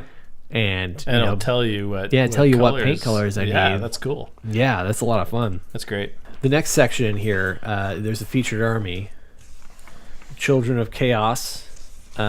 This guy, Adam Elford, did an amazing job painting it. It looks just spectacular, and the custom stuff he did in here is just great. I'm gonna complain just a little bit because I don't like the teal with the red that he did. I find it, at least I bet it looks amazing in person, but for some reason, for my eye, looking at it in picture, it blues and reds. That's why they're the 3D colors, because they pull your range of focus. Yes. So seeing the blue and the red on the same model, I think it messes with my depth of field, and it just doesn't look like they're where they're supposed to be. That's just to my naked eye. I don't feel like I feel like they're pulling each other apart, and it makes. I just don't think they look good on. The painting is beautiful, and it's gorgeous. Does an amazing job. I just don't like that color combo. Me personally, To me, I'm not sure what the Giants' colors are, but you might have a problem with that. well, yes, they are red, white, and blue. The Giants. Yeah, that's a sportsy color. That's a sportsy color scheme to me. Yes, it's not a. This is a yes. Fantasy battle color scheme to me. Yes. So this for the same reasons. I realize the contradiction in my own statements saying that right now that you point out that. But yes. Sorry for calling you out on that. No, I'm glad you do. I think it's the teal with this red. It's not quite meshing for me. I don't know if it's not quite blue. Yeah. When I look at with some of the models, it just looks sportsy to me. It looks Blood Bowl. Yeah, which isn't necessarily bad. I mean, these are the Skaven and everything, and I think and you think about these are competitive games. Yeah. If that's what you're going for, then you nailed it. Yeah, and I'm not criticizing the color choices in anything. In that, when I look at the pictures. It just feels like like it's pulling the models apart. I can't, in a way that I'm having a hard time expressing, that I feel like it's not on the same model. Do you know what I mean? Like it doesn't exist in this. I don't know. I'm getting further and further afield, but I feel like they kind of clash. It is, but that's kind of chaos, It is very chaos, and it is very Skaven. That's how I feel about that. Yeah. Yeah. All right. But it definitely draws the eye. Yeah. Yeah, and it's a nice punch. And I want to show one of my favorite ones is on that next page where he did the custom chariots, the Chaos chariots. Oh, yeah. And that awesome using the Forge World Plague Toads. Oh, yeah. It looks amazing. Absolutely amazing. Yeah, Glotticus' version of Rotigus. Yeah. That Glotkin of a Nurgle. So it's a converted. It's a beautiful conversion too. Because normally that same model, he's sitting flat on the ground. He's just sitting on the ground. This one, he's got him standing up and walking. Yeah. So very nice. So, unlike the other one, he's just kind of sitting there being gross. This one's like coming at you. Right. Yeah. This is like an unclean one has stood up and has started to. Come at you. Because I think Rotigus is an unclean one named character, right? I think so. Yeah. So this one's actually the Glotkin that he converted with an unclean to make one. that. Yeah. Just beautiful looking army. And for me, this like the teal with the green of the rotten green works a lot better for me than the red. Okay. Not as harsh. Not as harsh. I feel like it goes together nicely, very nicely. But that's, I hope I'm not coming across too picky. Yeah. I like these colors really well together. And then right here on the next page, turned a Magath Lord kit into a Demon Prince. That's cool. That's a very amazing. Nurgle Demon Prince. Yeah. Wow, man. So gruesome. Look at the wings. So horrifying. I like the tiny wings on them. Nurgle reminds me of my favorite sci-fi movie, which is The Thing. Oh, yeah. John Carpenter's early 80s The Thing. I think today's John Carpenter's birthday. Oh, geez. I think you're I saw right. it was yeah. today or yesterday. It was on Twitter that...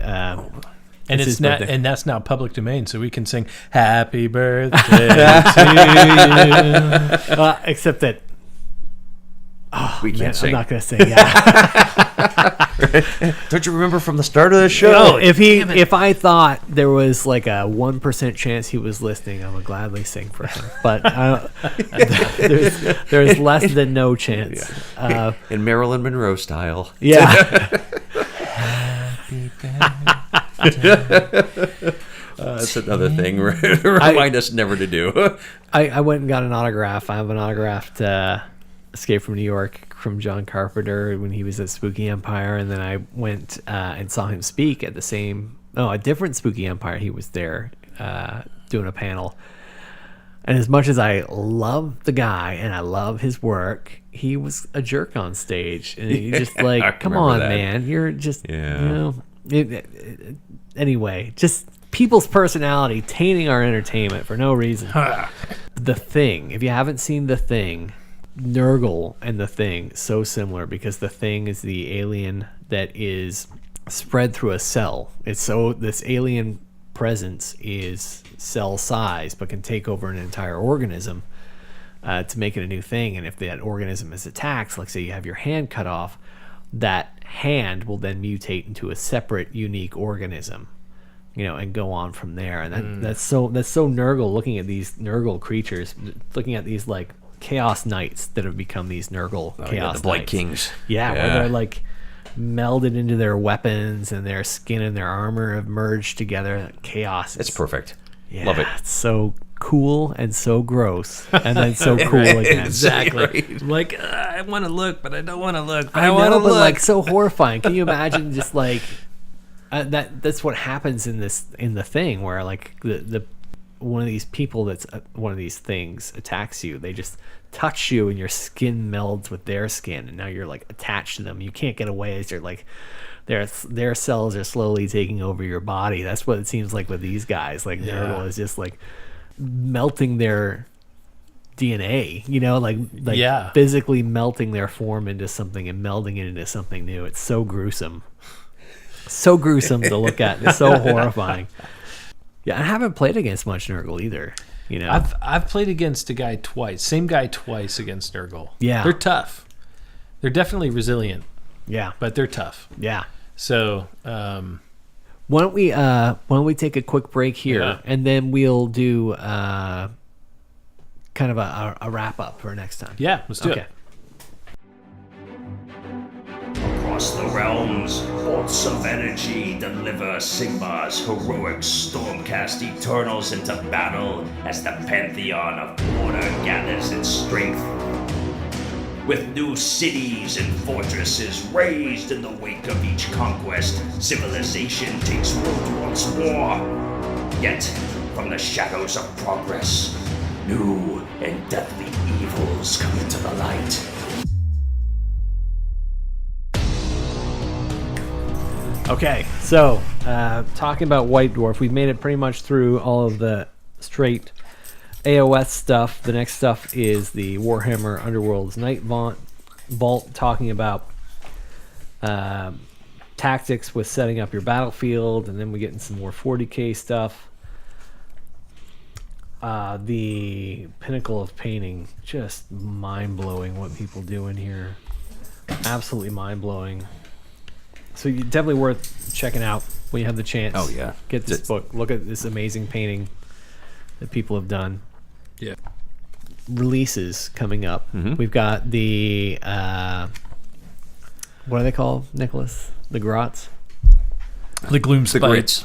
The Gloom Spike Grits. The Gloom Spike Grits. Yeah. Yes. Gloom Spike Gitz? Gitz. Gitz. Yes. Yeah, that's it. Say Not glitz. the glitz or grits. Glitz. No, it's Glitz. Like that. Gloom, Spite, Gitz. Yes. So their release is happening right now.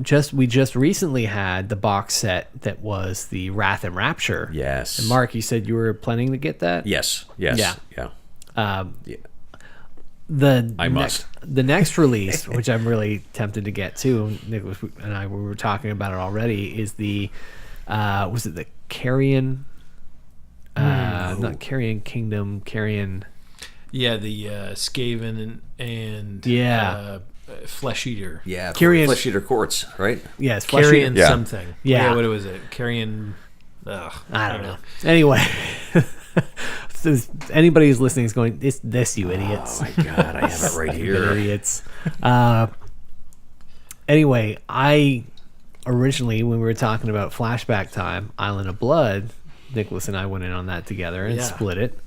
And so I took the Skaven side and I painted a crap ton of Skaven. And then at one point, I had a pretty decent Skaven collection. Decided I am tired of Skaven. I sold off most of it. You're right. But I kept a bunch of heroes, and I kept everything that I had personally painted to a standard I like. I kept. I sold the stuff I hadn't painted. The stuff I hadn't. Seeing this new box set come out with the Flesh Eater Courts and the Skaven together makes me really tempted to get back into it again. Yeah. These new Skaven models, and then WARlando being WARlando. I feel like somebody has to have Skaven. Yeah. Right? I mean, we're the home of the mouse. We live in the shadow of it all. Yeah, we Yeah. do. And the Skaven I have are already themed around a Mouseketeer type army. So You might have to continue it. I might have to continue it. I might say have you to need pick that up again. revise that again. And I think I might. revisit. I think I might. That might be a thing that I do. So if you want to split that, let me know. All right. But what it's the Wrath and Rapture and now this other box set sounds like it looks like the new trend might be for a few times a year. White Dwarf releases a 2-army box set that only has like 1 or 2 new models in it. You know, Yeah. but then it gives you incentive to get with a friend and start a new army. Yeah. You know, 2 people together, you each get, if you've already got some from that faction, awesome. If you don't have some stuff from that faction, there's going to be at least, you know, this is going to be a good jumping off point. There's a new model in there. Yeah. It's a pretty, I think on their part, a great strategy. Absolutely. Yeah. Yeah, for sure. Yeah. So you're going to get the Wrath and Rapture? Yeah, I got to. Yeah. And I'm keeping both sets. So, yeah, but Screw you. yeah. Screw anybody else. Yeah, This is what I'm it's all doing. mine. All right. I must have all those. Yeah. Yeah. Let's see him paint it. But that's we'll talk about that later. So I guess this has been an episode of WARlando. Is there anything else you guys want to add in the tail end here? Man, no, I just want to focus on now our skirmish campaign rules to come out next month. Yeah. And but at least right now we can get our band together. Yeah. And Yeah, focus on our that. skirmish war painting them up bands. and making sure that they're ready for the table. Yes. So Yeah, it's going to be fun. Online again. Mark, how do people get a hold of you? it's at WARlando Mark. You can find that handle on either Instagram or Twitter. Uh-huh. And that's as far as I've gone so far. And then Nicholas. Luna, how do we get a hold of you online? I think it's at yipe.yip at wine and bark. You can get a hold of me at WARlando Nick for Instagram and Twitter. Awesome.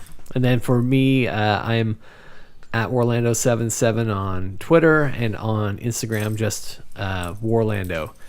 Maybe I'll change that. I don't know if I can go in and change that to make so I'm in line with you guys. So I have Adam in my names. WARlando Adam. WARlando Adam. You can do that. I don't know. I'll see what I see what I have to do to change it. So that's how you can get a hold of us. We're going to keep putting these episodes out there. Oh, you can also find us on YouTube. Yes. And We are Facebook. YouTube and Facebook. We are a Facebook Just group. search Warlando. Warlando. Yeah. Just search Warlando. You'll also find a lot of local Orlando hip hop and rap. Yeah. Because the hip hop rap community, we didn't know when we started doing this, the hip hop rap community in Orlando refers to themselves as Warlando from time to time. But whatever, you'll find some interesting, fun music, or you'll find us. All right. So look for the So you might have look some for the models music to paint by. Yeah, or listen to it. Yeah. yeah, perfect. So, do you want to do the usual sign off that we do? All Let's right. do it. So,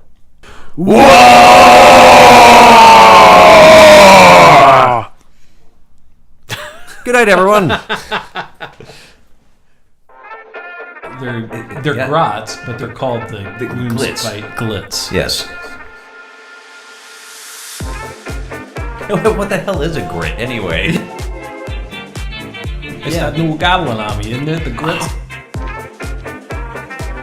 it is Glitz. It is actually glitz. Yes. Glitz. Oh, Glitz now? Oh, that's right, glitz. Never mind. Gitz? Grits. Glitz. They're grits. Oh wait, maybe it's Gitz. The Anyway. Gloomspite Glitz. They're Gitz. Glitz or Glitz. grits. It was Gitz. Oh, it's Glitz. God. Gloomspite Gitz. And whoever's listening to this is like, oh god, those guys, they're so fucking stupid.